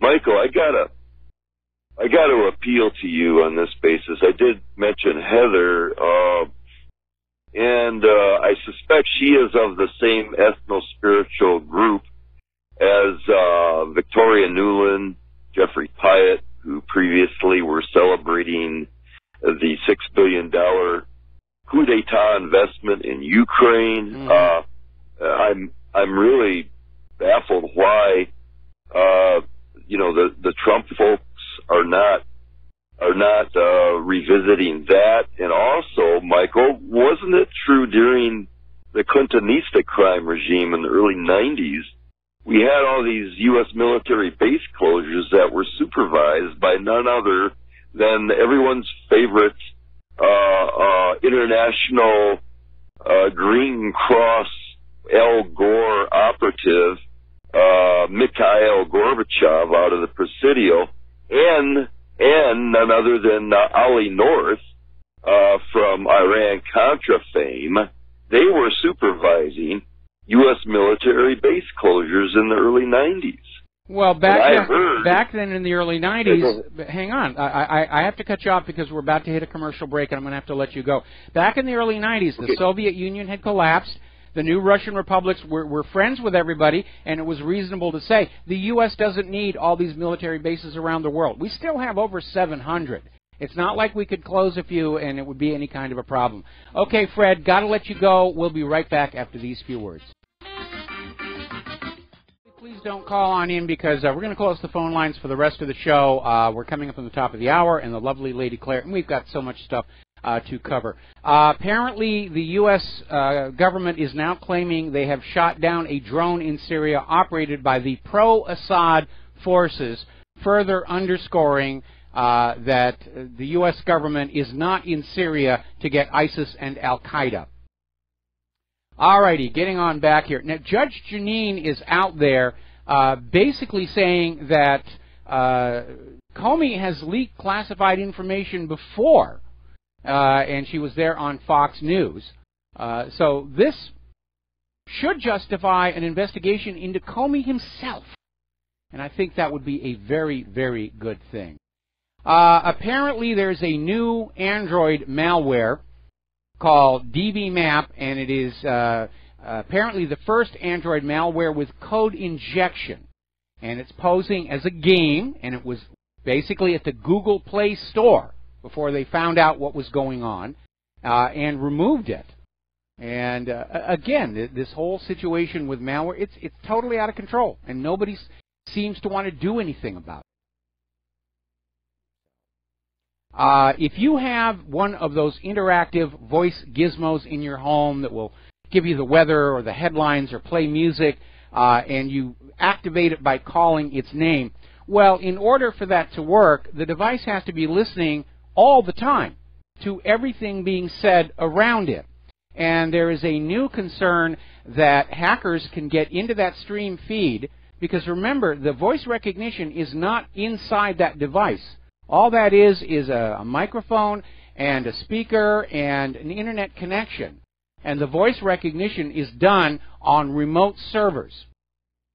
And if anybody can get into that stream, they can basically be listening to everything going on in your home, including if you're talking about your bank account or anything else like that. So it is a major security hole. And I'll tell you, I don't even use Siri on my iPhone. I would not have one of those in my home, because it's open season on the American people, on the people of the world. The computer crime is out of control, and it's a major threat to our economy, and yet nobody seems to want to deal with it. Maybe it's like Fukushima. They can't solve the problem, so we're just going to pretend it's not that big a deal. A little bit of good news. NASA has now selected 12 new astronauts, including an Indian American, for Earth orbit and deep space missions. They are getting ready to go back out there, and huzzah, huzzah. I'm a big fan of NASA. Again, I don't always agree with everything they have done, such as rubber stamping global warming.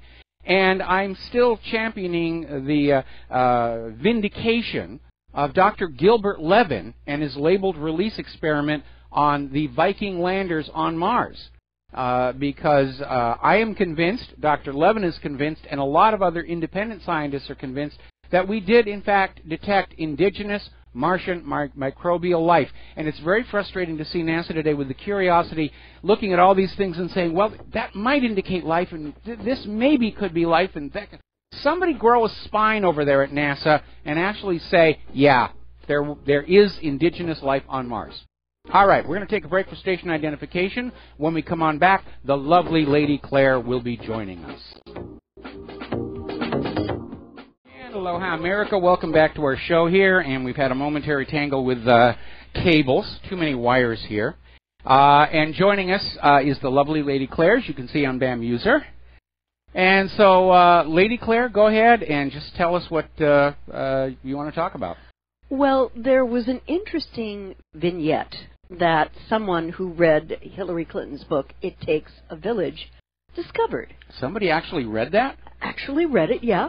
And apparently the Clintons used slave labor in the Arkansas governor's home. And apparently that was standard operating procedure from 79 to 81 and 83 to 92. And she characterized, these were prisoners who were released on furlough, not compensated, mind you. Yeah. But she said that they seemed to be, how did she put it, emotionally immature. But I have to look at this and say, where is the moral maturity for accepting this slave labor in the 20th century, Mike? And I note that these were black prisoners. Yes. These were black prisoners. Yeah, okay. Absolutely. All right. And it doesn't make any sense to me. Well, it makes perfect sense from the point of view of the Clintons and living over there in Arkansas. Mm-hmm. And our government has a long history of using prisoners as slave labor. Mm-hmm. It used to be internal to the government only. They would use prison labor to make federal office furniture. Yeah. When Janet Reno was Attorney General, she actually had a plaque in her office. Oh, I remember that. That proudly proclaimed all the furniture in this office is made by prison labor. Now, of course, it's all been privatized by the prison industrial complex. Right. But it's still slave labor, however that you call it. Mm-hmm. And I don't know. Is it cruel and unusual punishment, especially if the labor is actually dangerous? I don't know.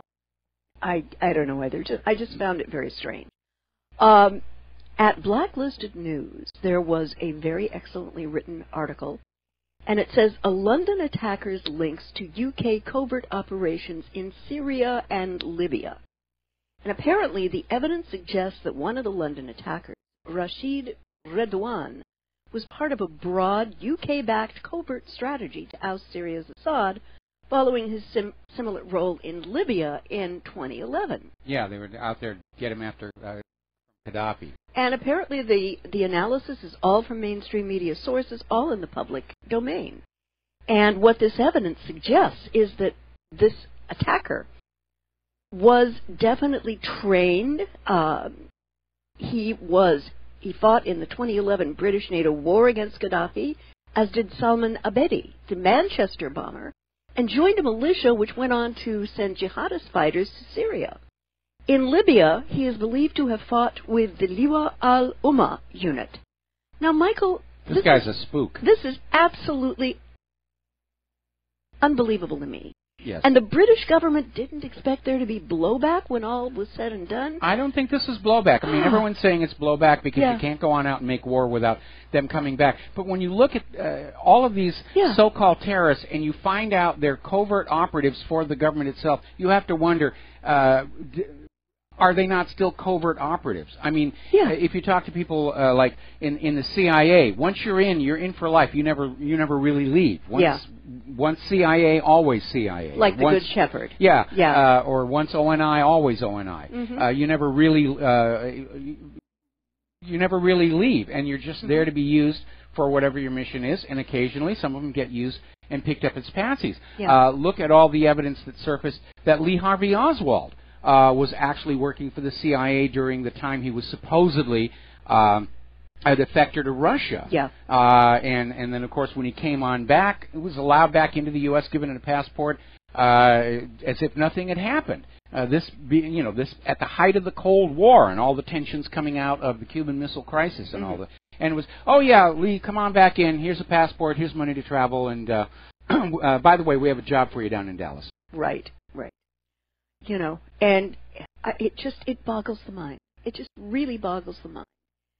And one has to imagine that these attacks were allowed to happen, even though MI5, MI6 knew about these guys. But they just fallen off the radar. Well, I think these attacks were allowed to happen to try and influence the UK election. Yeah. And given that the results defied expectations, there may have been an impact. And again, I don't think it's a case of MI5, MI6 allowing it to happen. We have to entertain the possibility they made it happen. Yeah. That they were false flag attacks to push the war agenda or to influence the election. And it did apparently influence the direction, but according to Theresa May's perspective, not in the way she might have wanted. No, definitely not in the way that she wanted. Yeah. And term limits on Congress. Yes. Okay, on Thursday we witnessed a perfect example of this. Senator McCain's incoherent question, James Comey, got so much attention that social media, that USA Today did a whole story about it. Okay, do we have a shout-out? Yes, we have to do a shout-out to our on-air affiliates who are just now rejoining the network. Okay. Gee, you're getting good at this. And really, it was very confusing. His thought process doesn't seem to be there in terms of being logical anymore. Well, it isn't, and we actually touched on this earlier in the show because we had a caller yesterday that was saying, what the heck was McCain going on about? Yeah. And the story that is coming on out is that McCain apparently is not able to think spontaneously, and his staff had prepared a list of questions for him to ask Comey, but unfortunately by the time McCain got his turn, those questions had already been asked, and so he was forced to just wing it. And apparently, in winging it, it was clear he could not actually put together a logical argument. No. And so I think we need to put him in the same boxcar as Maxine Waters and Nancy Pelosi and Dianne Feinstein and some of these other obviously politicians dealing with issues of age and infirmity. Yeah, it shouldn't be. I'm sorry, it shouldn't be. I mean, let's look on the bright side. Obviously, the transition into dementia has been very smooth and dignified for these individuals. Yes. I'd also like to talk about Russia's move to provide food to Qatar. Stroke of soft power genius.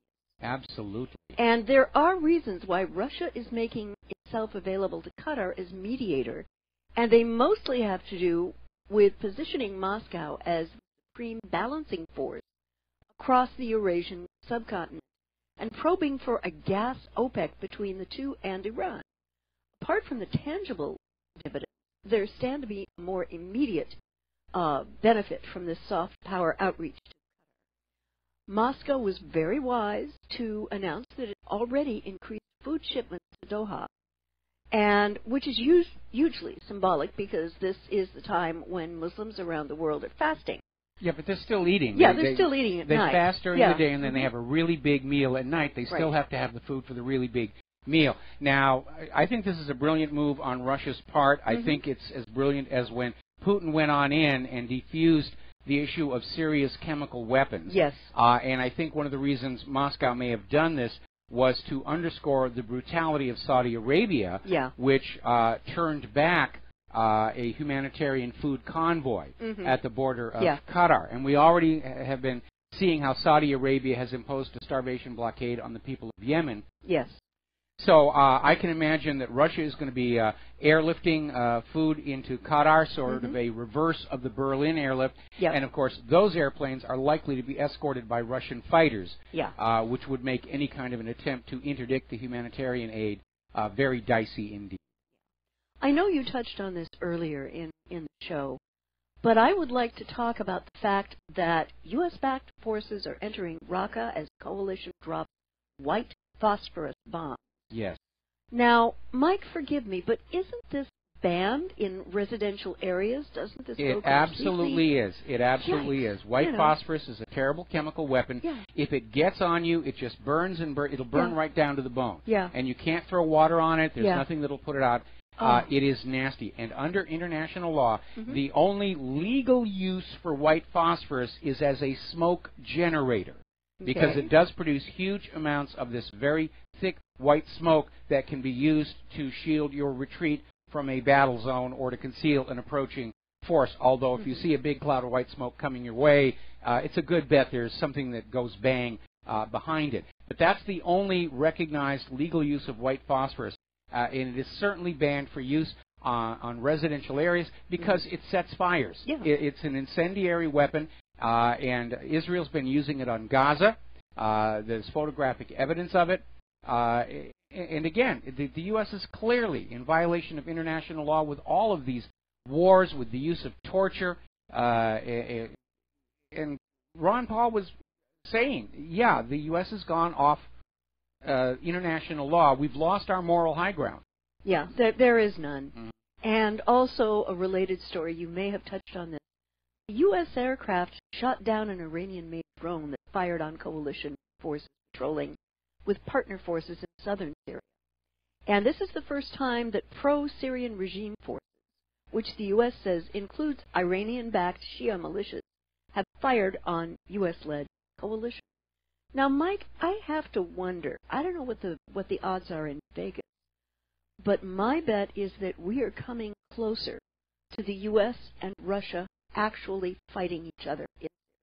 Well, I'm sure that Vladimir Putin does not want that to happen.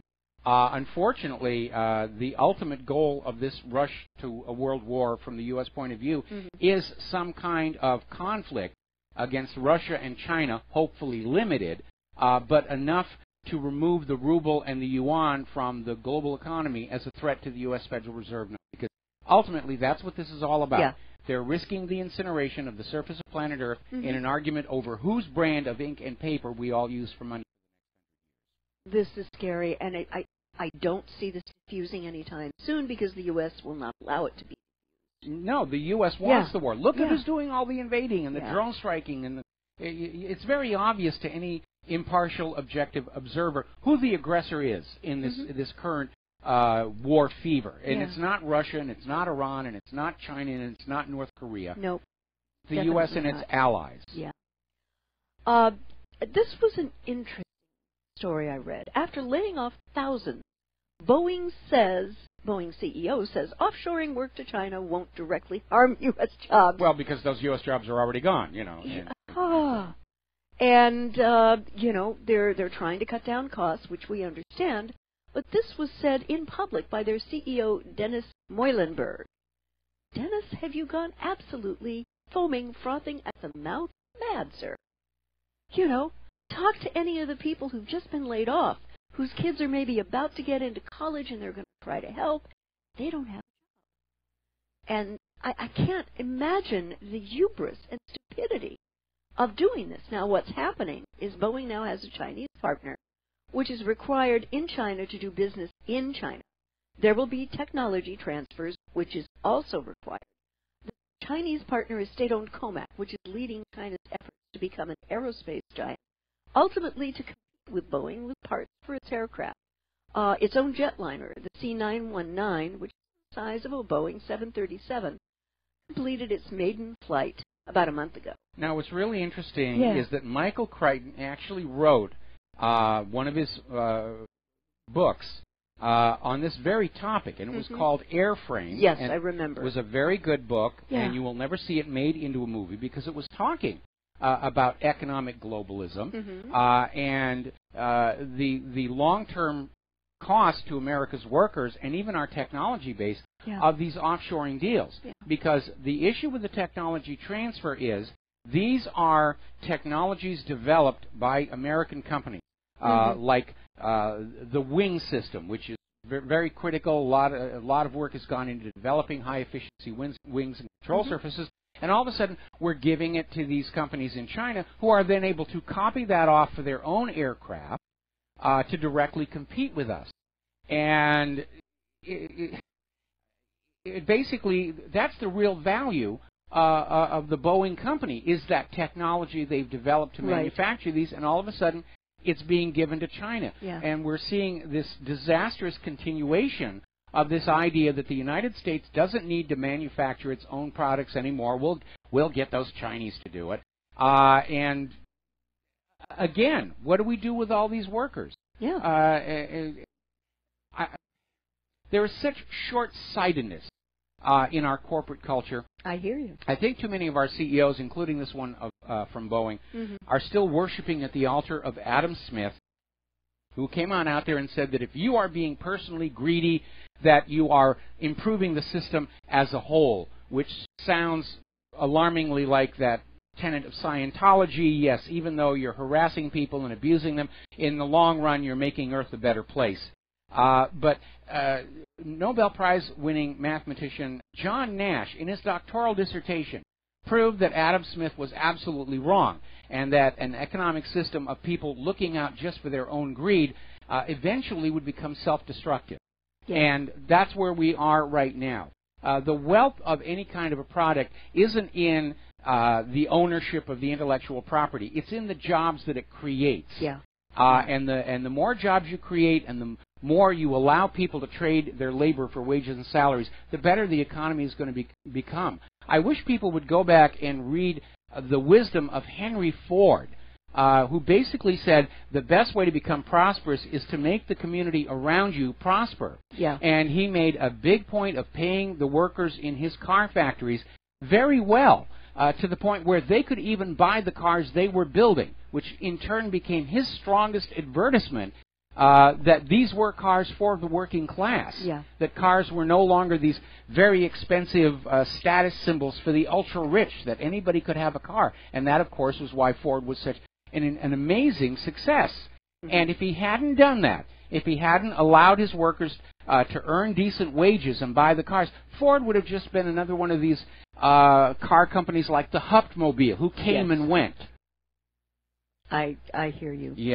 The next thing is a little strange, but this is from the Department of You Can't Make This Stuff Up. The Ukrainian army shelled its own water resources, water delivery disrupted for many Kiev local towns. Loyal towns. Kiev loyal towns. Yeah. Well, that's an oopsie right there. Yeah. The vast majority of citizens, said their spokesperson, who were affected by the water supply cuts, reside on temporary territory controlled by the Ukrainian government, said Denis Pushilin, the head of the DPR delegation to the reconciliation talks in Minsk.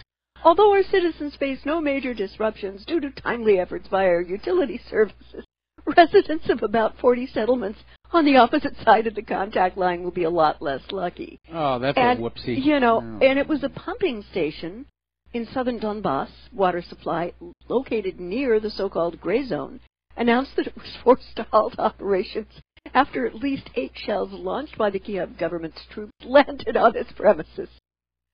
I mean, how in the who gave that order?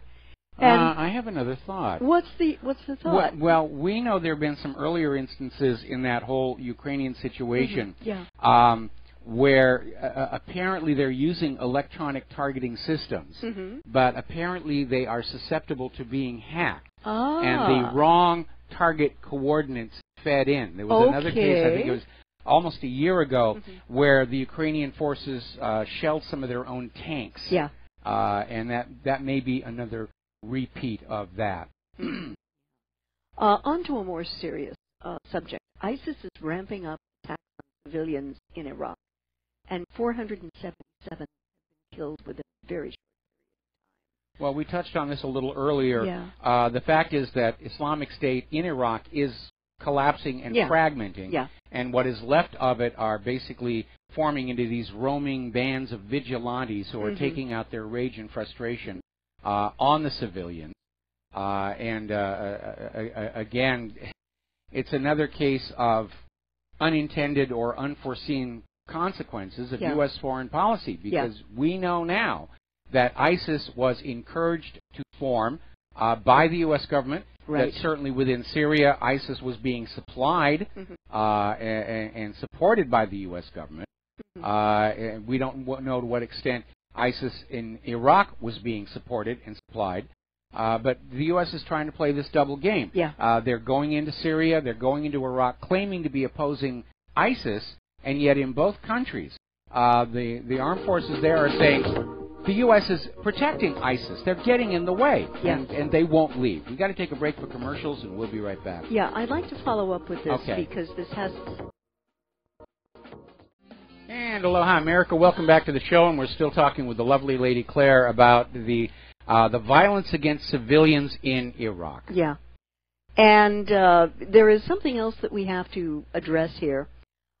Kurdish nationals have said that they are going to set up a referendum to ask the Kurdish people if they want an independent Kurdistan. Yes. Which means taking bites out of Iraq, taking bites out of Syria. Apparently al-Assad and the current president of Iraq have not gotten the memo. Well, see, here again, this is going to be fun to watch. Yeah. Because, if the Kurds have an independence referendum, the U.S. is going to come on in and say, well, yes, the will of the people, the United Nations Universal Declaration of Human Rights, they have a right to vote and break off there. And, of course, everybody's going to say, well, what about Crimea? Yeah. And Crimea? Yeah. No, the two are completely separate. Russia stole Crimea. So it's going to be another case where the U.S. government is going to stand up there, exposed as completely hypocritical, and it's one thing that if the Kurds want to break off and be separate, and quite another when this is really being imposed from outside, which is what's going on. The grand plan for the Middle East is to break up all the big, strong nations into multiple little tiny weak nations that are going to be easy to push around, easy to bully by the United States and Israel, and most important to the fact, easy to exploit and plunder and loot. Yeah. And we may see some kind of regime change in Baghdad, but coming from within the Iraqi people.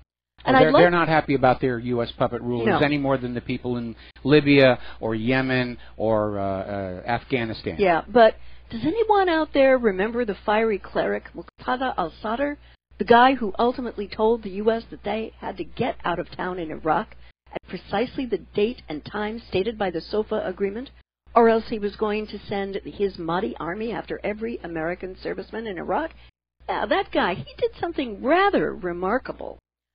He's looking and sounding as though he wants to make a run for the presidency in the next election for president in Iraq. Oh, better start shipping those Diebold machines to Iraq right now. We can't let this guy get elected. Here's what he said regarding Macron's election for the French election this last May. And he is reaching out his hand, saying that he was looking forward to an interfaith and intercivilization dialogue with France under newly elected President Emmanuel Macron. The leader of the Satirist movement described Macron's position as a victory for moderate politicians in Europe. In a statement, he later said, despite the recent ascent of evil powers in Europe, we find the extremist ideology recessed with the victory of Macron in France. He also expressed hopes that the latest developments would lead to expelling all extremist figures from Europe. Now, Mike, does that sound like he's thinking about it? I mean, come on. No, actually, it's a very smart thing to do because, remember, Macron won. Was seen as a victory for the globalists, for the open border people. And so now Macron is now going to be constrained. If Muqtada al-Sadr reaches out to him, he very well can't say, get the heck out of here, or it makes him look like he's engaging in hypocrisy and double standards. So I think it was a very clever move on al-Sadr's part. I agree so. And of course, the U.S. is going to be very horrifically upset if al-Sadr actually managed to win the election, because there would be no guarantee that Iraq's oil would be U.S. controlled and only sold for the U.S. dollar as it is now. Which is why we can guarantee the U.S. will make sure that Iraq election is as crooked as an oil rig's drilling bit. Yes, Muqtada al-Sadr, please, I hope you're wearing your Kevlar undies. Because they haven't been able to get him yet. You know. Yeah, I know. Well, he's got a strong group around him that I'm sure protects him from all sorts of resources and people who want to do him. Okay. But I think, Mike, I would almost predict he's going to run. I predict that he's got a good chance of winning if there's an honest and fair election. Yeah. Okay, we're coming up here on another commercial break, and then we're going to come on back and going to talk about Korea and China and all kinds of interesting things there. So we'll be back after these few words. Aloha, America. Welcome back to our show here, and let's sort of take a look at what's going on over in North Korea and China. And again, I want to reprise the story we talked about earlier, which is that North Korea fired off a series of rocket tests a few days ago. They were initially reported in the corporate media as more tests of long-range ICBMs.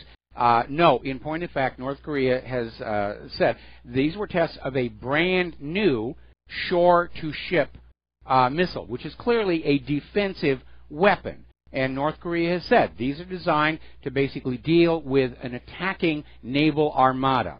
And so that, again, the UN can go on out there and say, well, nobody should have nuclear weapons, which doesn't work because so many countries have them. And they can say that maybe we ought to limit ICBMs, but nobody is going to think it's reasonable to tell any country on Earth that they should not be allowed to have weapons to defend their territory against an outside aggressor. We know the U.S. government would like to see that happen. They love nothing better than invading countries that can't fight back. That's why they pick on these little countries like Syria and Libya and Yemen and so forth and so on. But anyway, getting on back to the Korea, you had something you wanted to say. Whoops, I forgot to turn you up after the. Okay, there you go. Thank you. Your volume's back up. All right, thank you. This article, live radio here. Okay. This article appeared in antiwar.com, which I have a lot of respect for. They're very sober. Their research is very good. And the title of the article was Kim Jong-un Isn't Crazy. China Doesn't Have a Solution. And it goes on to say that from the founder, Kim Il-sung, up to today, everyone appears to be rational. Yes, they had some things that could turn them into kind of caricatures, but well, they were just being used to caricature them. Yeah. I mean, they're looking at the oversized sunglasses and saying, oh, that's the sign of. Actually, no, Elvis wore oversized sunglasses, and certainly Elton John wore platform shoes. Yeah. It's just trying to find something to make the foreign leader look different and crazy by saying they should be dressing and acting the way that we do. Yeah. And, of course, anybody in North Korea looking at how Americans are acting, especially those liberal snowflakes, they're probably saying those people are genuinely, certifiably insane. Yep. But you need to look at the policies here. And what Kim Jong-un is trying to do is in recognition of the fact that the Korean War still officially is on. Yeah. He wants to make sure that North Korea does not endure a repeat of what happened when the Korean War started. Yeah. If you look at the tremendous number of people who were killed in that, it makes absolutely perfect sense that North Korea's government is doing everything they can to make a renewed invasion of their country as costly as possible for the invaders. Yeah. And there is nothing wrong with that whatsoever, unless you happen to be the invader, and your attitude is they should not be allowed to fight back when we go on in and steal their country. Yeah. And when you think of what happened to Libya's Muammar al-Gaddafi, who negotiated away his missile and nuclear programs, he did set himself up to be a sitting duck for the invasion, which ultimately happened. That's exactly right. Every time a nation has given up these weapons, inevitably they get invaded. Yeah. When we get into the gun rights argument, and you talk about the gun grabbers saying disarm the public. Go back and look at every single genocide of the 20th century, and you will find that just a couple of years before, the targeted population was disarmed under the argument of we're going to reduce crime, we're going to have public safety, you don't need to have guns. And once they were disarmed, they were set up for genocide. And we saw it all over the earth. We saw it in Germany. We saw it in it happened. It's a pattern. Yeah. If you're going to target a population, you take away their guns, you disarm them, and you make them weak.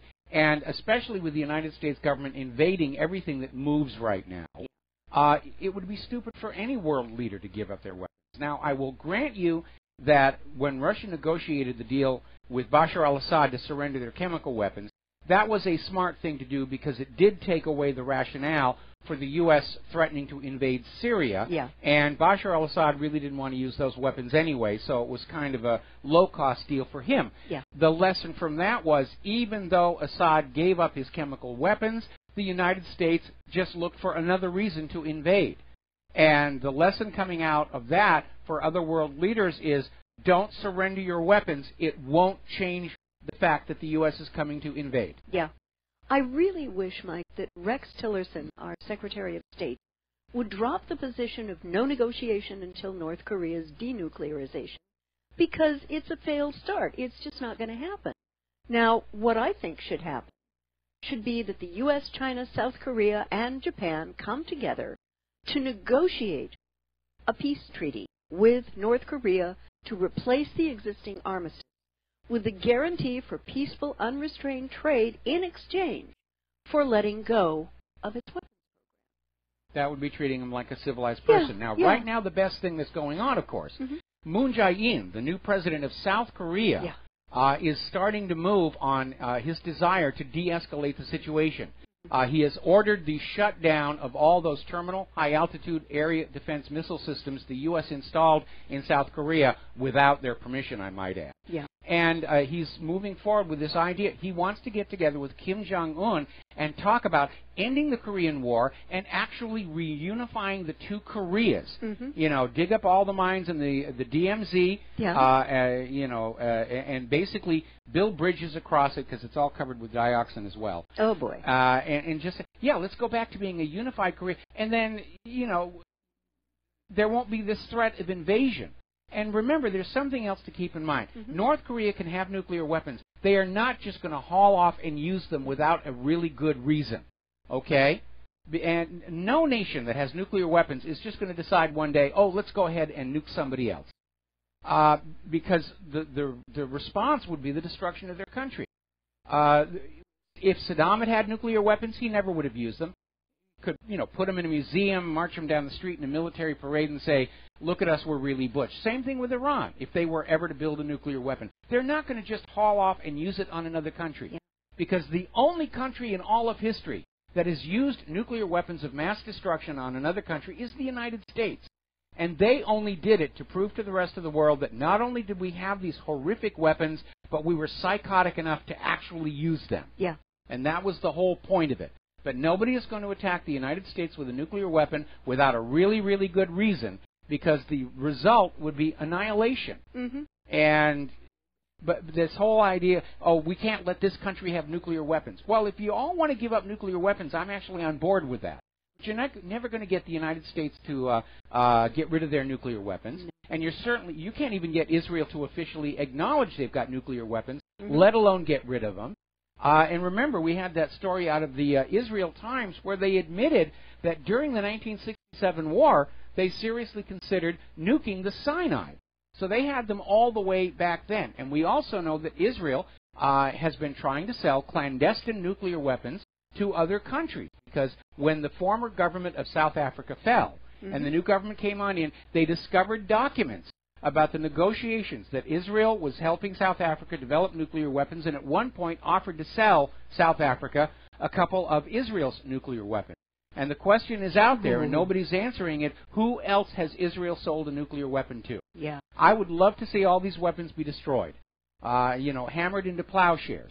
but it's simply not realistic because until you can develop a system where you can detect a nuclear weapon at long range and know that it is really there, it's simply unenforceable. We don't know where the world's nuclear weapons are. And one of the reasons that we don't goes all the way back to that Valerie Plame outing. Oh, yeah. Where Valerie Plame's husband had revealed that the documents that claimed Iraq was buying yellow cake, processed uranium, were forgeries. And we knew they were forgeries because Iraq has plenty of uranium inside its own borders. It doesn't need to buy from anybody outside.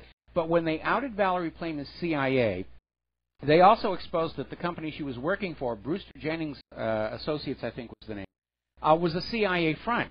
And that was the organization for the CIA that was trying to track third world nuclear weapons. And they had to shut down and restart. All of their assets and connections and resources disappeared. And so for a significant amount of time after that whole incident, U.S. intelligence had no means of tracking where nuclear weapons were going in the rest of the world. So the cat is out of the nuclear bag, so to speak. Yeah. So at this point, I would hold that all nations have a right to deterrence in the face of aggression by other countries. And in the current paradigm, the aggression is coming from the United States and its allies. And at some point, the rest of the world is going to unite together and say this has gone on long enough. Stomp their feet and say, no mas, no more. Exactly. Yeah. And, I'm very alarmed at Paul Craig Roberts' report that people inside the U.S. government are now saying we can't actually win a conventional war against Russia. Let's just go ahead and hit the nuke button now. And that is just giving me nightmares. That's terrifying. Yes. And the other article that I have that sort of dovetails into this, it's called the U.S. Jihadi Express, Indonesia, Afghanistan, Syria, and the Philippines. And the gentleman who's being interviewed is Professor Imam Soleh, who is a specialist on history. And he's talking in this article about the link between the old guard, Southeast Asian, mainly Indonesian and Malaysian Muslim jihadi cadres called the Afghan alumni and the vanguard, or a new wave, which is now trying to destabilize, even destroy both Syria and the Philippines. Well, I want to put a caveat on the Philippines. Yeah. I'm not entirely sure that the ISIS incursion into Philippines is a genuine organic movement coming so soon after the disruption of U.S.-Philippine relations over the issue of the Philippine government's crackdown on the drug drugs. crime. Yes. And that was an amazing thing to watch, where we're all friends with the Philippines, and all of a sudden Duterte says that the drug crime is out of control, we're going to start cracking down on them. And Obama basically goes down there and says, no, you don't do that. You run your drug enforcement the way that we do because it works so wonderfully well for the drug cartels. Yes. And Duterte refused, and all of a sudden, all of our good relations with Philippines are out the window. Philippines starts turning away from the U.S. and starts moving closer to China. And so I think the ISIS incursion into the Philippines is another... I'm sorry. Ouch. I'm sorry. My apologies to all the listeners there. Claire keeps forgetting she's got a microphone in front of her mouth. Sorry, guys. Okay. I think it's another attempt at a regime change under the cover of the U.S. manufactured ISIS. That's what I think is going on. Well, the article goes down to very much support what you've just said, because it says, while the name jihad itself has been used habitually and liberally all over the mainstream media, it was clear to this professor that behind the brutal combat, as well as most of the horrors unleashed in such places like Syria and the Philippines, hidden are the geopolitical interests of the West in general and the U.S. government in particular. Well, this guy's really smart. Yeah. You have to take a look, when you're taking a look at violence anywhere in the world, you've got to pull back to look at the big picture of how the use of radical religious jihadis has been central to the U.S. government's attempts at destabilization around the world, to regime change governments to its liking, make certain that the resources of those countries are only sold in U.S. dollars. And again, this has been confirmed by many of the documents that leaked out of the Obama Hillary Clinton State Department, where they're actually saying, we encourage the rise of these groups, we're going to support and supply these groups, and they're operating as U.S. proxies. And I agree, that's what was going on in Syria, what is going on in Syria, and now the Philippines as well. Yeah, yeah. I'd like to move over to Qatar, and I think this is slightly hysterical. Apparently, T-Rex Tillerson has been telling the Arab states to lift the Qatar blockade. It's hindering the campaign against ISIS. And I mean, he says this with a straight face, and oh my heavens. Well, I think probably from the U.S. point of view, they would like to calm that situation down. Not because it's hindering the campaign against ISIS. No. That's just that's for public consumption. But I think everybody is looking at this as Turkey sends in troops, as Pakistan sends his troops, as Iran is coming on in, as Russia is sending food, that this could be an uncontrollable flashpoint to a wider regional war. And I think most military experts are looking at the current state of America's military stockpiles, the current state of our armed forces in terms of numbers, and not to mention morale, and really concerned that we could lose in a conventional war in a big way. And again, I see the current United States military as very much in the same situation as the Soviet military going into Afghanistan. They have this image of invincibility. Yeah. And all it took was one defeat in Afghanistan for the world to say, oh, the Soviet army isn't this horrific monster we thought. The U.S. is in the same position. They're trying to pick their battles very carefully so they never lose one, because if there's a major defeat, if they lose a carrier, if they lose an entire army across a broad front war, the rest of the world is going to say the U.S. military isn't as terrible and unbeatable as we have thought. And as happened with the Soviet Union, you'll start seeing areas break away from U.S. control, and it will all come crashing. Yeah. Now, I must say that I kind of applaud Tillerson's approach to attempting to resolve this issue, and yes, it's horrifically awkward, because the U.S. government has alliances on both sides of the issue, and Qatar hosts 11,000, let me say this again, 11,000 American servicemen. Yes. Now, Mike, my concern about this, I don't know that Tillerson knows with whom he's dealing between the Royal House of Saud, the Saudi government, and the Saudi military. And just as in Asian cultures, the concept of face is critically important in the Middle East. And unless he and President Trump can figure a way to get the Saudis to back down without appearing to have lost face, I don't know. Well, again, the issue is this really all being motivated by the Saudis, or are the Saudis just being used as a proxy by the U.S. government against Qatar the way that they are against Yemen? Because, again, all of this stuff whipped up after Donald Trump's visit. Exactly. We've got to take a break for commercials. We'll be back with the last segment of our program after these few words. Aloha, America. Welcome back to our show, last segment of our Pauhana Friday program. And Claire, take it away. Okay. As we were just discussing when we were off mic, if in fact the United States government is going to be using Saudi Arabia as a proxy, ultimately to attack Iran, and we think that may be where things are going. Then Tillerson's comments are just an attempt to de-link the U.S. from all this nonsense in the eyes of the public. Sort of, we didn't make this happen, Mike. That's sort of where that is. All those other people, they did it all on their own, and now that they're doing it, we have a right to go in and bomb the place. You know, when President Trump did the tweet about Qatar being the source of terror for the Middle East, like Saudi Arabia sort of isn't hello there. Complete I mean, that's the funny thing here. I mean, Saudi Arabia is upset that Qatar is funding the same terrorists that Saudi Arabia is. It's like, oh, those Qataris, they're cutting into our toif. It's a toif war. They're coming into our district. They're cutting into our protection racket, you know. It's like the mafia. And if, in fact, Trump doesn't want this to happen, he really needs, I don't know what kind of green light the Saudi Arabian government and military and royalty thought they got to do this when he went to Saudi Arabia.